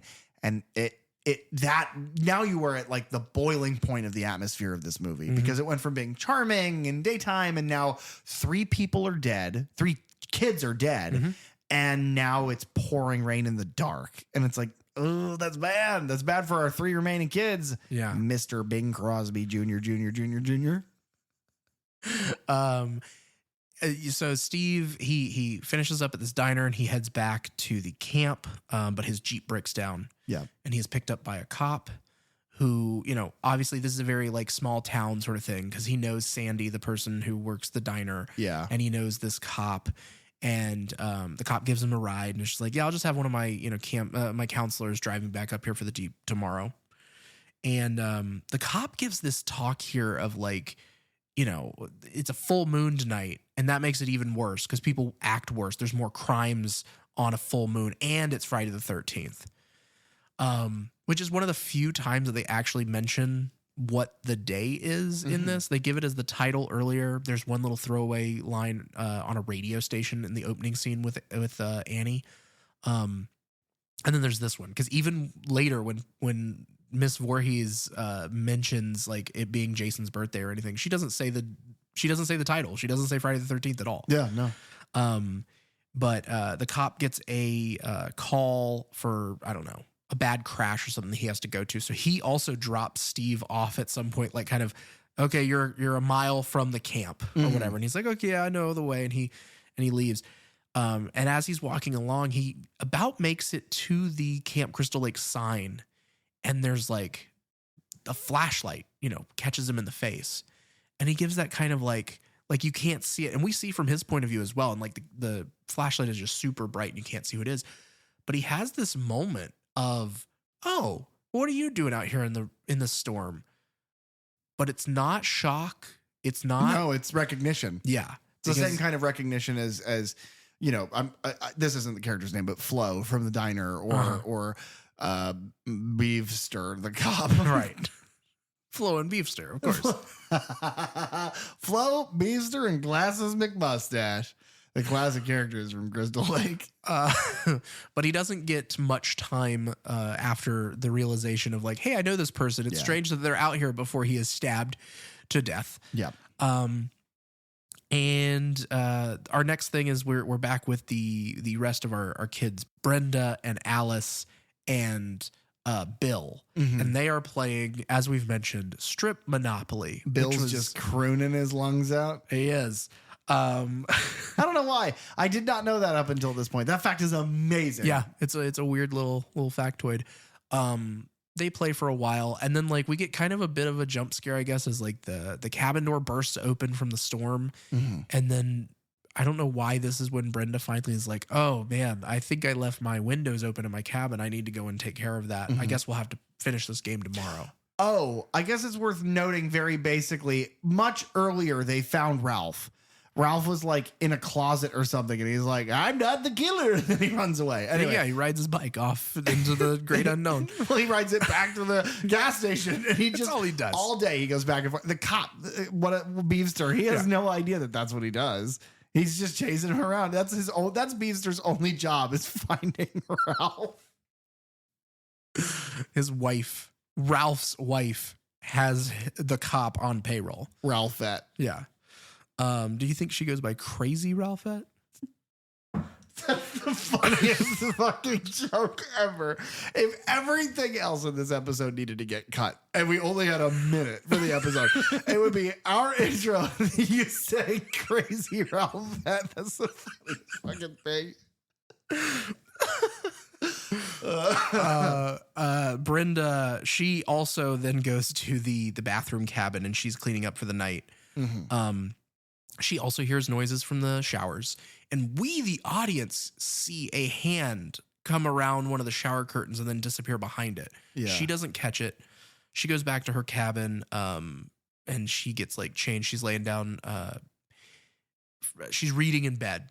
Yeah. And then she starts hearing out in the storm this like, I thought it was like a young girl's voice calling for help, but I guess it's supposed to be Jason's voice.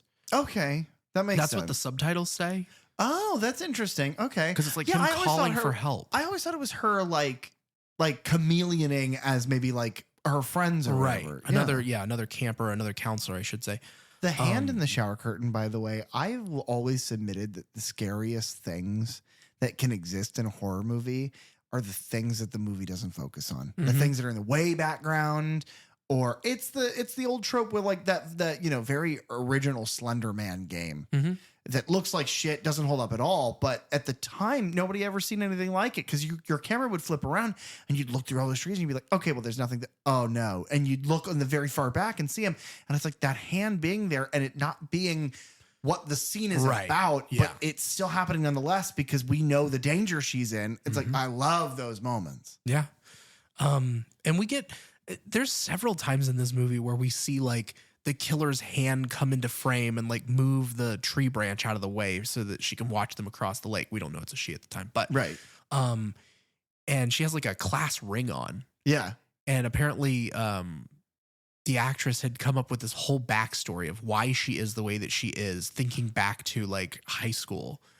And I mean, and then none of that mattered. No, not really. Yeah. I wonder if any of that is going to be explored in the Crystal Lake series. Have you seen the new Jason? Yeah, the one that they just announced for like whatever they're calling it, Jason Universe. Yeah, people were very quick to point out that image of Jason is AI generated, and it's like, man, you guys are gonna fuck this up. Yep. Whatever this could have been, you guys are gonna fuck it. The series has a death curse. At this point, I believe so. But Brenda, kind of much in the same way that she's the one who dives in first to save Ned in the lake. Yeah. She hears this voice calling out to her in the dark, and she goes out to investigate in the middle of the storm. Yeah. And it leads her back to the archery range where, the foreshadowing that happened before, the lights kick on and, very blinding light out there. And then we get cut away and she screams. And then we meet back up with Bill and Alice in the main cabin. Bill, I think this is another like subtle red herring because we see all that happen with Brenda. And then Alice, we cut back to Alice and she's kind of hanging out by herself for a second. And then Bill comes in and she's like, the lights were on at the archery range. And he's like, what, really? And he goes over to the window and he's like, well, they're not on now. And it's like, they must have gone off. And so it's like, it's the scream thing. There's just enough timing for people coming in and out of a room or a house for you to go, well, could they be the killer? And what's funny is that up until this point, looking at it, because here's the problem with a movie this old, right? The people who know anything about this movie know what it is. And even if they're mistaken, they think it's Jason. But the problem is that I think the original film, if you hadn't seen or heard anything about this movie, I think you might be tricked. I think it might work that way, but I'll never know. Right. Because even the first time I saw the movie, my interpretation of who the killer was already biased. Right. So I wonder if it did work that way. Yeah. I don't know. I don't know how That'd be effective interesting that. to know. Yeah. Because I mean, even whenever I saw it as like a kid for the first time, I maybe didn't know that it was going to be Pamela Voorhees. Right. But I very much in the same way that you did. It's like, well, yeah, Friday the 13th is Jason. That's what it is. It's the hockey mask. He's going to come out and he's got the machete. Yeah. And so the twist is interesting here for some people. Yes. But the twist should have been, oh, it's one of my friends or it's the camp counselors or it's the cop or it's Ralph or who is it? It's a whodunit. And then you get to the end and it's like, oh, it was none of them. Yeah. That's an interesting twist. It is an interesting twist. It's something that Betsy Palmer, she tried to get Sean Cunningham to put her in earlier as like a little scene of either her being like waving to, in the town to Annie at the beginning, or maybe she drives past, at some point and you see her, but she was like, you've got to put me in somewhere. So there's like you could draw a comparison that you could draw that line of like, oh, that's who that was. Yeah. And he was like, no, none of that matters. I agree with him on that. I think that her coming out of the middle of the woods, because the moment where Alice's faith in this old woman that she meets twists and is immediately fearful of her is almost damned immediate. It's within minutes of meeting this person. So I don't know that seeing her earlier would have mattered. I agree with Sean in the sense that like, no, that doesn't matter. You come in and then it's immediately revealed. Like, Yeah, I get what you mean. That makes, yeah. Bill and Alice go to they're checking on things. They can't find Brenda. They can't find Jack or Marcy. They end up breaking into the main office. And this is another one of those tracking shots that I absolutely love, because you see them break in, go into the door, and the camera hangs out outside, kind of on the porch of this cabin. And then it trucks down and looks at them through the window, and they try a phone and it doesn't work. And they're like, well, go to the payphone. Well, do we have any change? And then the camera continues down and it follows the phone line that's on the outside of the building. And it gets down to the end and they're like, well, it's not working. And it's revealed that the cable has also been cut for the phones. Which is a smarter scene than the movie would typically present. Yeah. It's a very creative idea. And that's to have the dialogue give the reveal as the visual gives it at the same time. I like that. I like it a lot. That's the part of, and this is where the next bit, because then we see a POV shot that goes into the room where the generator is, because they've had to turn on a generator to run the electricity in this camp. They cut out, there's a blackout across the whole place. So Bill lights some lanterns and he goes to check on the generator. Disappears, presumably dies. So Alice is now alone. And this is where like our big kind of finale to this whole thing is. And I love these shots with Alice because the cinematography just kind of like lingers on her for a while. She goes into the kitchen and she starts making coffee, and we just kind of follow her, just like lazily, kind of just like mundane shit.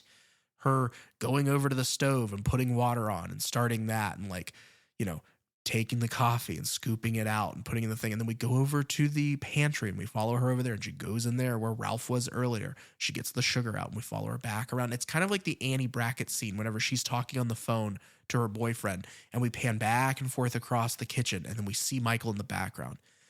And we're just kind of hanging out until she finally, like, it pushes in our face as she realizes, like, it's been a while since I have heard or seen anyone else in this camp. What is going on? Yeah.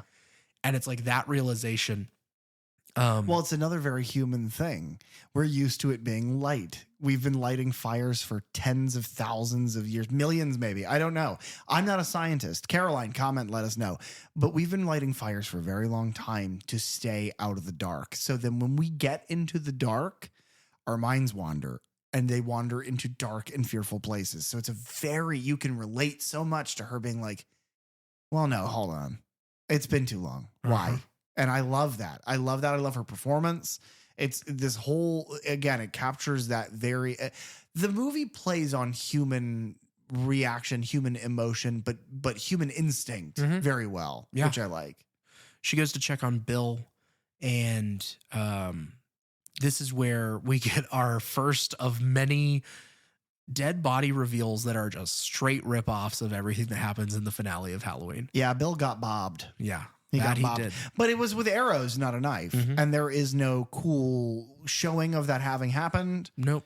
No awesome Nick Castle head tilt. No, just a reveal.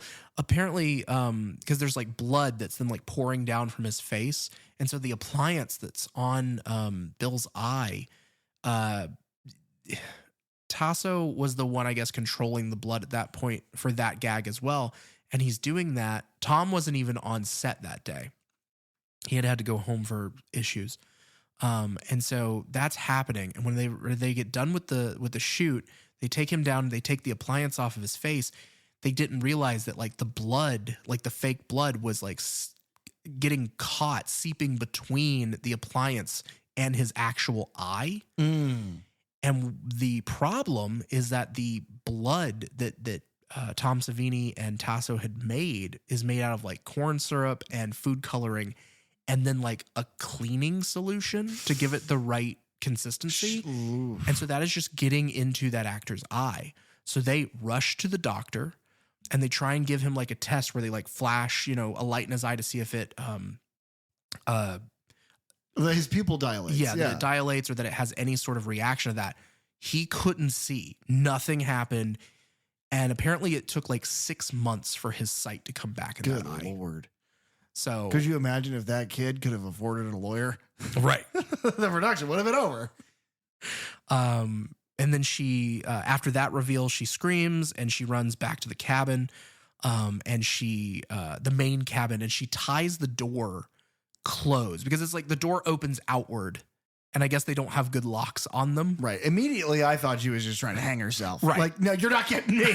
Because yeah, she does. She grabs this rope out of nowhere, It's frantic. throws it over the beam across the ceiling. This is something that you and I talked about together. We kind of almost pointed it out at the same time, which is so often now during frantic movements, because cameras have become so small, you can hold them very easily and you can manipulate them very easily. So often now, when someone is frantic or panicked and acting panicked or frantic, they do that with a matched camera velocity. The camera is following them around and whipping through spaces and shaky and you made the bit like, well, I got to remind people to be panicked because nobody knows how to make anything actually suspenseful. And this is so interesting because she is like, she's doing the thing where she's doing stuff and then will randomly just be like, because she's like having a panic attack because she's found corpses. I don't even know with panic attack. She's fight or flight, like out the motherfucker. She thinks she's going to die. She's tying the fucking door shut and throwing things in front of it and like trying her best to barricade herself so that she can survive. And that entire time, the camera is doing the thing that it was doing with her in the kitchen or in the cabin or wherever, where it's just slowly following her around as she's freaking out. And oh my God, it works wonders. Yep. Because we, the audience, go, oh my God, she's freaking the fuck out. But we aren't being made to feel that. Right. We are allowed to get there naturally. Because it's all happening in real time. Right. We are witnessing every moment with her as she is like trying everything she can. And then, she thinks of something else. She looks around the room and it's like, oh, well, maybe this. And then grabs that and throws that in front of the door. Or she goes over and grabs, a fireplace poker or something like that, as most people are wont to do. Yeah. Everybody in all of these movies hit other people with fireplace pokers, except Chucky. Chucky did it with a yardstick. But another moment that I love so much here is as she's gotten all of this stuff barricaded, she looks around and she sees because she's tied the door shut. And then it's a moment where she looks at the door, looks up at the rafters, and is like, oh God, but what if it opens the other way? And then she slides a trunk in front of it. And it's like, yeah, that's great. Because up to this point, we've watched through the killer's perspective, the killer kill people just like her. But now we're not focusing with the killer anymore. Now it's not killer POV. Now we are watching the survivor. And it's an interesting coin flip there because one face of it is so murderous intent and the other one is just a desperate bid for survival that the movie didn't give the other characters. Right. And that's how you know this one's the main one. Yeah. You don't know her name. The amount of minutes we are going to have to cut out of this episode because I get these fucking names wrong. It's going to be half an hour. But the point is that now you know who to root for. Yeah. She finds a baseball bat, I believe, at this point and goes into the kitchen. And she's kind of hiding in there when Brenda's body is then thrown through the window. Yes. Which I believe is actually Tasso, if I'm not mistaken. Good. And she eventually goes back into the main area of the cabin and she sees the lights from a Jeep pull up outside. And this is where, she runs out. She undoes her entire barricade and runs out to a seemingly sweet older lady in her played by Phyllis Diller, obviously. Right. And she's very shocked to see this person who then just introduces herself as Mrs. Voorhees, that she's a friend of the Christies. Yeah, she used to work here. And Alice is very distraught and tells her, and by this point in the movie, by the way, we've definitely forgotten that the kid's name was Jason Voorhees. Audiences in that theater, there's no way this much. I don't know. I don't think a name has ever been given. Oh, honestly. They just said a boy drowned? A boy drowned. I get, yeah, okay. Yeah. We have no point of reference. And we get Mrs. Voorhees. She's not given a name, a first name Pamela, I believe until part 4 when you see it on her gravestone. Okay. We'll figure that out in the next couple of weeks, but I believe so. But yeah, Jason's name hasn't been given until she gives her little speech here in a second. Yeah, they meet outside in the pouring rain, and she's like, "Oh my god!" And Mrs. Voorhees is like, "It's okay. Let's go inside. Everything's gonna be fine." And it's very sweet, very doubtful. And then the question is like, so what are you doing here? And then, like, it's immediate. The mask just slips, and she gives this excellent speech. Her performance, obviously, she is probably the most professional actor of any actress or actor in the production. Yeah, Mrs. Voorhees is played by Betsy Palmer. I think we've used her name a couple times throughout this, but yeah, she did Broadway. She did a lot of TV work, but she did some other movies. She did a Disney Channel movie called Still Not Quite Human in '92. So obviously after this one, but this was kind of her first movie back after, I think the movie she'd done before this was like from 1959 or something. Wow. And then she had just done a bunch of like TV work.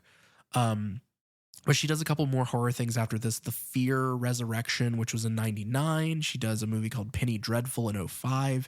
And she's the voice of the Bell Witch in Bell Witch, the movie, which was in '07. I don't know what any of those movies are. Yeah.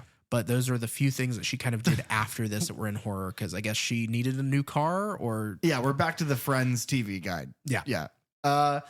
But it's this excellent performance, and she talks about, it's very immediately like, oh, yeah, I lost my boy out here, my poor sweet Jason. He drowned. A bunch of counselors were smoking crack and fucking each other's asses, and he died in a puddle. And it's just like, what the fuck? Yeah, Miss Voorhees has a very, very filthy mouth. Yeah, she's like, listen up. My fucking kid ate shit in the middle of the woods. And that's Sean S. Cunningham writing the script. Yeah. He's like, my fucking brat. No, her performance is amazing, but it's the slow stand and the eyes widen, and our survivor backs away and holds the couch. You'll notice I said survivor, not a name, because I'm not going to cut any more out of this fucking episode, so I'm not going to use her name anymore. But she backs up, and it is just like, Mrs. Voorhees is advancing and telling the story, and the voice is going from being very sweet and very sad to very frantic and kind of crazy sounding, and the volume is increasing, and she grabs her by the shoulders and is kind of shaking her around, and she starts seeing really compelling. And she starts seeing like flashes of Jason drowning, who again we don't really have a point of reference to, other than, oh, I guess the blink and I miss it reference that you made to a kid drowning at the beginning of this movie was her son. And that could have been the kid from the Nevermind album cover. Yeah. We don't know. That was a baby. Yeah. That kid sued, I think, Dave Grohl or someone because he was like, my penis is all over the world and I hate that. Yeah. My baby. He's a baby. It doesn't matter. I was really close to saying those two words together, and I'm not going to do that. Let's not. Pamela pulls a knife. Yes. Probably that same knife that you and Alistair have. Yeah, the Ghostface knife. Owned by, of course, rapper Ghostface Killah. Yeah. And this is where Alice does hit her with a fireplace poker, if I'm not mistaken. I'm pretty sure that's what it is. And this is where we get then another bunch of reveals of the body of Annie in the Jeep, much like the body of Linda in the cabinet. Yeah. And then with the perfect timing that Bob had in Halloween, Steve's body swings down beside the Camp Crystal Lake sign, having the knife still like stabbed into his chest. Mm-hmm. And then we get a big cat and mouse scene here. But right before the cat and mouse scene begins, though, we get our first glimpse at the fact that Pamela Voorhees is fucking. It's not just murder. Mm-hmm. It is full blown psychosis. Yeah. She in her way is speaking as Jason. And we talked about this earlier with the score, Kiki ma ma ma, but it's like she runs outside and her eyes are just fucking blazing. They're so wide and so manic. And she delivers this line. She adopts the voice that's used earlier that Barbara hears from inside of the cabin outwards. And it's just like, kill him, mommy. Kill. It's going to sound like a weird impression because I'm a grown man. But the point is that she does this child's voice and she says, kill them, mommy, kill them. And then immediately snapping back into a more normal facial expression. She's like, I will, Jason. I will. And then moves out of the camera frame. And it's like, oh, she's psychotic. It's not revenge. No, and it's almost a reversal of the Norman Bates mother relationship. My God. I had never made that comparison, but you're totally right. But God, am I thick? Yeah, that's really a good point. Thank you. That's the kind of point that you can expect from Derek fucking Rosenberg at the goddamn Third Channel podcast. I'm Sean S. Cunningham. Oh my God. Yeah. It's an honor. I called in like Alistair. Oh, yeah. Pamela, who is the one who killed the generator earlier, goes and starts the generator back up to, I guess, kind of throw Alice off about this whole thing because the lights all kick back on. I've always taken it that she needed the lights to find her. Could be that. Yeah. Could be that. That's probably a better reason. Alice has found a rifle, but she cannot get to the ammo that's like locked away in this drawer. Right. And Pamela comes in and they tussle a bit there. And like, she's like slapping Alice and throwing her around the room. Yeah, and she stuff. beats the fuck out of her. And apparently, whenever they were shooting this, because Betsy Palmer is like from the stage where they just, whenever they do fight scenes, they just like slap each other for real. You pretty much hit each other. She didn't understand how to do a fight scene for like a movie. And so whenever they went to practice and rehearse, she like slaps Adrienne King for real.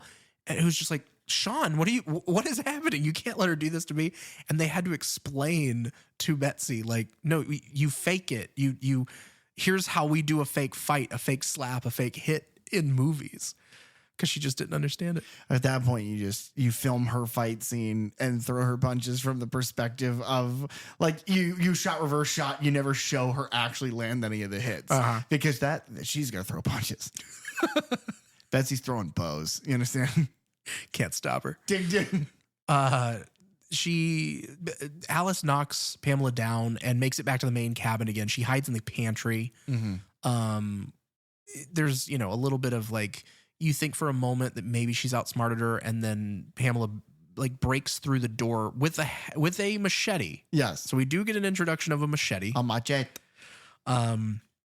And again, they kind of course, the machete voiced by Danny Trejo. Yes. Yeah. And it doesn't text. Alice hits her with a frying pan, knocking her down, and then in true Laurie Strode fashion, drops all weapons. Yeah. To run away. Correct. It's the electric shock from Cabin in the Woods. Oh yeah. Makes it down to the lake where she, I guess thinking that she's done. She knocked out the old lady, and that's all it takes. I hit that bitch in the face with a frying pan. There's no way she's gonna get back up. So she's meanwhile, just kind of Pamela like, gets up, spits out a tooth, and keeps going. Pretty much. Yeah. I do like this shot because she's kind of sitting there on the side of a canoe, reflecting on the evening, but then she catches the reflection of Pamela Voorhees running up behind her to attack with the machete again, Which is also creepy. But I love the cinematography here of like hanging, and you get to see the shadow fall across Alice's back, and then you see the reflection of what's happening, and then we have a machete or fight. Yep. For a bit. Yeah. And they're just kind of like wailing on each other out here on the sand. Until. Bum, bum, bum. So I'm going to tell a very quick story here. Okay. When I was very young, I think 11 or 12 years old, my father had a business trip. My father works in international shipping, and he had a business trip to some company in New York.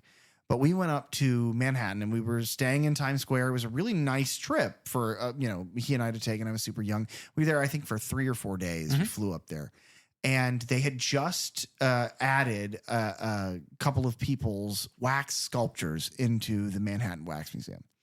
And one of them was Morgan Freeman. And my dad is very much like me in the way that we make our jokes, where our jokes are both sometimes set up and punchline like a traditional joke, but also from time to time, we just tell absurdist what if scenarios. Like, oh, what if this crazy thing happened? Right. And so basically my dad and I, through, us just walking and talking, end up on this story of what if we went as like tough New Yorkers, and we went in and we don't take shit from fucking nobody. This is New York, baby. And we went into the wax museum, and my dad's like, "Oh, Morgan Freeman, I fucking love you. You're in that prison movie. You're the best. I love you, dude." And Morgan Freeman is a wax sculpture, so he says nothing in return. And there's a back and forth that ensues of like, "Hey, you snubbed me. You snubbed me in front of my son. I'd like you to apologize." Morgan Freeman says nothing because, again, he's a mannequin made of wax and doesn't speak. that eventually my father said, and then I get arrested because I punched the wax sculpture of the museum. Or at the museum, I punched the wax sculpture of Morgan Freeman. His head goes flying off. And they're arresting me. I'm like, you think you can take me? I just knocked his fucking block off. All of that to say, our survivor knocks Pamela Voorhees' fucking block off. It goes flying. And also, you pointed out to me in this moment that Pamela Voorhees' headless body develops a very masculine frame and the hairiest fucking knuckles any woman has ever had. Almost like their last name is Savini. Yeah, I think technically it was Tasso. Really? Because Tom Savini is a hairy fucking dude. Yes, but the way that they tell it is, they built the frame of her shoulders, neck, and then the head sculpt of her onto Tasso's back, who's like, I guess, all kind of down on all fours. And then the reason is because they set the head up with toothpicks. So that it would be very, very easy to knock down. And Tom knew exactly where to hit it to make it spin off like that. Because you can shoot an arrow at a finger. Exactly. Yeah. And so he's the one who swings the machete and cuts the head off. Again, this kill is done in a non-shot 4, so very staggery and like hiccuped slow motion. It does not look good. It is the only part of this ending sequence I dislike is the slow motion element to it. I think if you had just done it at full speed with a better audio, like Sting, it would have been really good. But I don't care for the slow motion. Now, I have a fun fact about this movie and about the production of this movie and a sort of lightning in a bottle moment here. The production of the movie was super duper tumultuous. There were so many issues, especially with the funding. And the person funding the movie, primarily the person funding the movie, was a used car dealer who was personally financing it. And at one point, he reaches out to Sean S. Cunningham and is like, I have no more money for the movie. We're basically done. Wherever you're at, stop. We can't do it anymore. We don't even have the money to power the lights where you are. So they were all, for an entire day, like trying to figure out how to make money to make the rest of the movie as like, and it must have been an amazing day where Tom Savini, Sean S. Cunningham, Kevin Bacon, all of these people are sitting in Camp Crystal Lake's set in the dark, trying to figure out how to make more money to finish the rest of the movie. And then that guy was like, oh, don't worry, I figured it out. We're good to go. And by a miracle, they were able to finish it. But by the way, I learned all of this. If you really want to find out more about this movie and get really good, solid interviews with these people, I know a lot about the making of this movie from the Movies That Made Us, that documentary series from on Netflix. Yeah, it's truly, the episode about this one is remarkable. And Sean S. Cunningham, I know I give a lot of shit. He really does seem like a really nice guy. And at least now with the experience he has, he's probably one of the better, he's like a horror Mount Rushmore director, but it's like the second Mount Rushmore. It's like the one off to the side. Yeah. But no, it's funny that you bring up the financier guy. I also can't remember his name. Yeah. But he does come into play because, well, there's a little bit of controversy here because different people take responsibility for coming up with the ending of this movie. The original ending, there wasn't much to it. Alice beheads Mrs. Voorhees and she gets in a canoe, floats out to the middle of the lake, and the music swells and credits roll. Movie's over. What we then get, obviously, is all of that still happens. The music, I mean, this is the first piece of like real score that we're getting where it's not about the killer being around. And it's kind of this like moving, like, I don't know, instrumental piece, and it just swells and builds and builds and builds. And we just keep getting these long, long shots of Alice kind of dozing in this canoe. It's the next morning. The cops have pulled up. They're kind of calling at her from the shoreline. And right as she like looks up at them and is like, oh my God, I've made it. Then the like corpse undead corpse of a young boy. Who, by the way, the actor who plays that kid apparently is in a band. Yeah. And he's called it's like the Young Jasons or something. It's called First Jason. That's is the name, fantastic. and it's like a punk metal band or something. That's so great. Yeah, he didn't really do a whole lot of other stuff. Ari Lehman is his name. He was the reason they got him. Originally, Sean S. Cunningham wanted Jason to be played by his own son, but his wife would not let that happen. I believe is what that story is. And so they were like, "Oh, what about that Ari kid who was on? He was in Manny's Orphans, which was the soccer knockoff of Bad News Bears." I thought for sure it was just like a local, townie. Yep. That's so sad. But just pulled him in. And Tom Savini sculpted that whole head based on somebody that he knew, from his hometown growing up, who had kind of a bulbous head where one ear was lower than the other and one eye was kind of bugged out. And so it's always kind of, I guess, stuck in his head. So he kind of built a similar looking mask for Jason. But yeah, Jason pops out of the water and drags Alice down. And then we wake up, her screaming in a hospital room, and to reveal, I guess it's been a dream. And she's asking, did anyone else make it? And the cop is like, no, everyone else is dead. And she asks about Jason, about the little boy. And he's like, we didn't find any boy. And her last line is then he's still out there. And we do this long, we hang on her eyes as she just kind of stares off into the middle distance. And it's this long cross dissolve back to the lake. We just see the placid, waters of this lake, and then credits actually begin rolling. Now, that's the ending, the surprise, the shock ending there. Like I said, different people take credit. One of them is the financier. He was like, hey, I just saw that Carrie movie by Brian De Palma, and they got this really cool thing at the end. You should do something like that. You got to have a big scare at the end. Tom Savini also takes credit for that, is saying that what he called a chair jumper. Okay. And yeah, Carrie had just come out a couple years before that. Brian De Palma's Carrie, and I don't know if you've seen that movie or not. That's why I'm the newbie. Yeah, there is a big kind of shock ending to that then gets ripped off a million times after this. But this is, again, that's what Friday the 13th is. King of the ripoff. Yeah, if you're those who can do, those who can't rip off Halloween and Carrie and Black Christmas.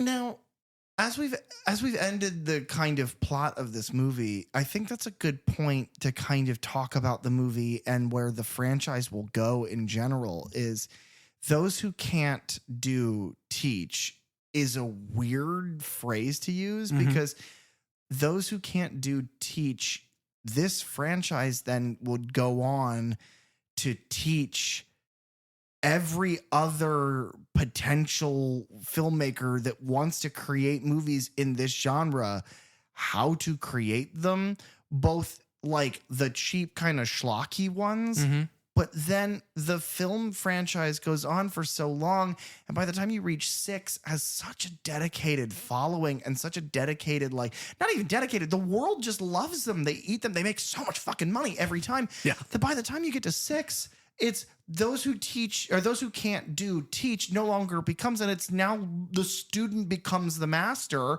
because the things that this movie rips off, any of those that had continuing, fucking Texas Chainsaw Massacre, Halloween, all of these that precede it start to do it. And it's it's this weird warping of reality where this movie was so it's made effectively, it's made cheaply, it was made to rip off, but tapped into something that none of them thought they were tapping into, which is, we as a people, as a species, kind of enjoy the suspenseful nature of what lurks in the dark. And there's nothing darker than a psychotic killer. And you don't need to do, a movie that is filled with score and filled with atmosphere and characters that are really important that you spend time learning about and getting to know. You can just introduce a bunch of fucking characters and hack them apart. And as long as the gore and the theme, like the setting, the way it feels, and like your characters have like a general like ethos, like a good, like they feel of the thing you're making. They feel accurate. As long as all of that checks out, it's like, yeah, you're good. You made a movie that you could make really good or really poor. It doesn't matter. Friday the 13th Halloween nails how to make a perfect fucking movie. Friday the 13th nails what you need to make a movie that works. Yeah. Because everything about it works. Does this, I assume yes. Does this get a recommendation from you? Oh yeah, absolutely gets a recommendation. There are very few in these upcoming that I wouldn't recommend. Right. There's a couple not so great ones. Yeah. But those are typically later in these franchises. Yeah. I think in both of these, it's pretty late on. This franchise will eventually languish. Eventually, the new car smell of a new franchise will go away from our discussions, and the rose-colored glasses of talking about a movie that we like will go away because we won't like them as much. And by the time Jason's punching a guy's head off on a rooftop in Vancouver, it's not going to be as exciting. But at least they will all have good kills to the degree in which you can expect from like the world's most popular horror franchise. Yeah. I think this is an interesting example of like Halloween comes out and it is like fully fleshed out what that franchise is in that movie. Yeah. Like down perfect. In 4 years after this, you have the first Nightmare on Elm Street film that comes out fully formed. Yeah. You have Freddy Krueger, you have dreams, you die in the dream, you die in real life, all of that sort of stuff. It's fully formed right out the gate. Yeah. This franchise, what we know, and we've said this several times, but what we know of this franchise, what people know, even if you've never seen a Friday the 13th movie, you know. I'll do it for you in the bullet points. Jason Voorhees. Camp Crystal Lake. Yeah. Hockey mask. Machete. He uses it. Murder. Yeah. Like teen murder. Yeah. None of that really, like the staples aren't all there in this film. Not in the way we know them. It's a whodunit, which is interesting, but it's like a whodunit that we have no way of guessing. The kills are great. The gore is great, but how could they not be with Tom Savini working on it? Yeah. And the characters, like you said, kind of they serve their purpose. None of them stand out too much, but then obviously because we can't remember their names, but they, the ones who need to do, you have your annoying guy who you're happy that he dies. You have your main actress who you're happy that she survives. You have Kevin Bacon. Yeah, you have like kind of a fake out of like in hindsight, you're like, oh, he's the famous one. I guess this is who our story's about. And then it's like, oh no, he's dead too. Yeah. And you left guessing a lot. Yeah. For what this is. And even though I think a lot of what we laud is brilliant and like, oh, that's really good. I don't think they intended for almost any of that. May have been a happy accident through half of this movie. Do we think that Mrs. Voorhees is justified in her murder and wanting to keep this camp closed after what happened to her son? Wanting to keep the camp closed, yes. The next year, because I talked to Carly about this, because Carly is a mother, and it was like, what would you do if at this camp a bunch of kids were like fucking smoking, not paying attention, fucking each other's brains out, and our child was injured even? How murderous in revenge would you be? And she's like, oh yeah, at least all of those responsible are gone. But it's like, I don't know that I would, become a DID psychopath and have my child's, personality living in my brain. I was like, well, I hope not. Cause then I'd have to, divorce you both.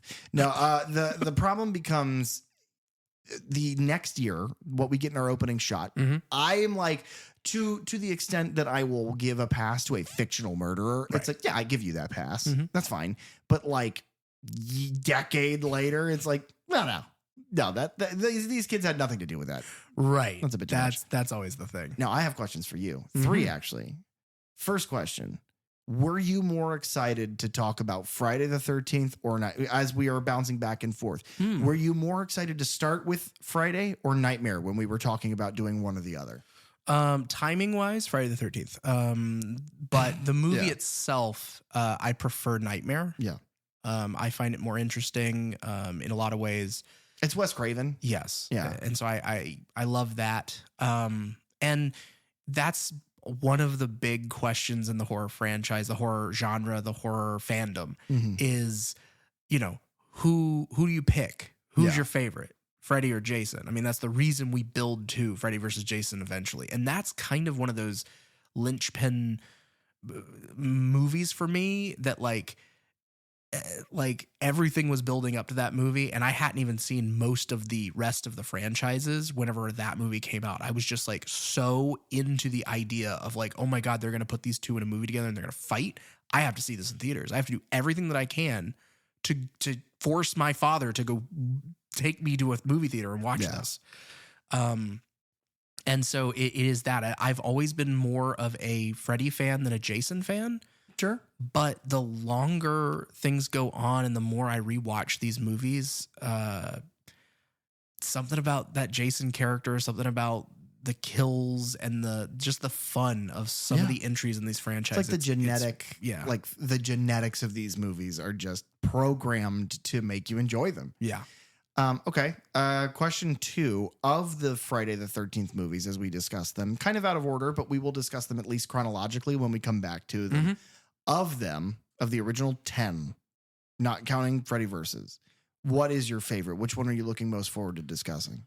Like most people, I go back and forth on part 4, the final chapter, and part 6, Jason Lives, because they are very different in the type of Jason that we are seeing. Sure. It depends on what kind of movie you like. Do you like it more quote unquote realistic, which would be the final chapter? Or do you like it more supernatural and weird? That would be Jason Lives. But I think the kills are the most interesting. I think the characters are the best in those movies. And I think, those two are my favorite. Sure. Flip a coin. Okay. I'm going to surprise you. My favorite of the franchise, the one I'm most looking forward to, is next week. Really? My favorite Friday the 13th movie is part 2. Well, 2 weeks from now, but yeah. Oh, sure. Yeah. And that's going to get... Wow. Okay. That's going to get hard to remember that it's not next week. Yeah. This will be... Yeah, it'll be interesting to kind of jump back and forth and have to... Every episode, we will have to let people know what is coming next week so that they can watch. Yeah. Next week is Nightmare on Elm Street, starring Jonathan Depotomy. And then, okay, final question for you. Do you think this movie would have been made better or worse if Pamela Voorhees was, instead of acted by her current actress, was acted by a Robin Williams in a high-pitched Scottish accent and in professional Hollywood makeup drag? But yeah, that's the better option, obviously. Yeah. Oh, hello, dearie. My son drowned in that lake. That would have been amazing. I don't do a very good Doubtfire, but trust me. You do. You really do. Thanks for tuning into the Third Channel podcast. Please, if you have the time, rate, review, and subscribe on Apple Podcasts, Spotify, or any of your favorite podcast apps. You can follow us on social media at Third Channel Podcast, and you can find me online at ThatDRosenberg. You can also reach out to us at thirdchannelpodcast@gmail.com, where we check every message we swear. Third Channel is hosted by PJ Minette and Derek Rosenberg. Theme song and audio engineering by Fly Guy Ty.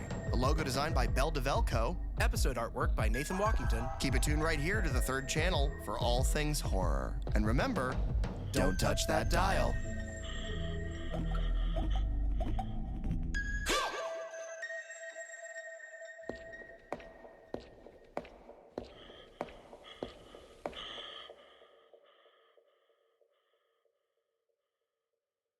Egg salad and eggs.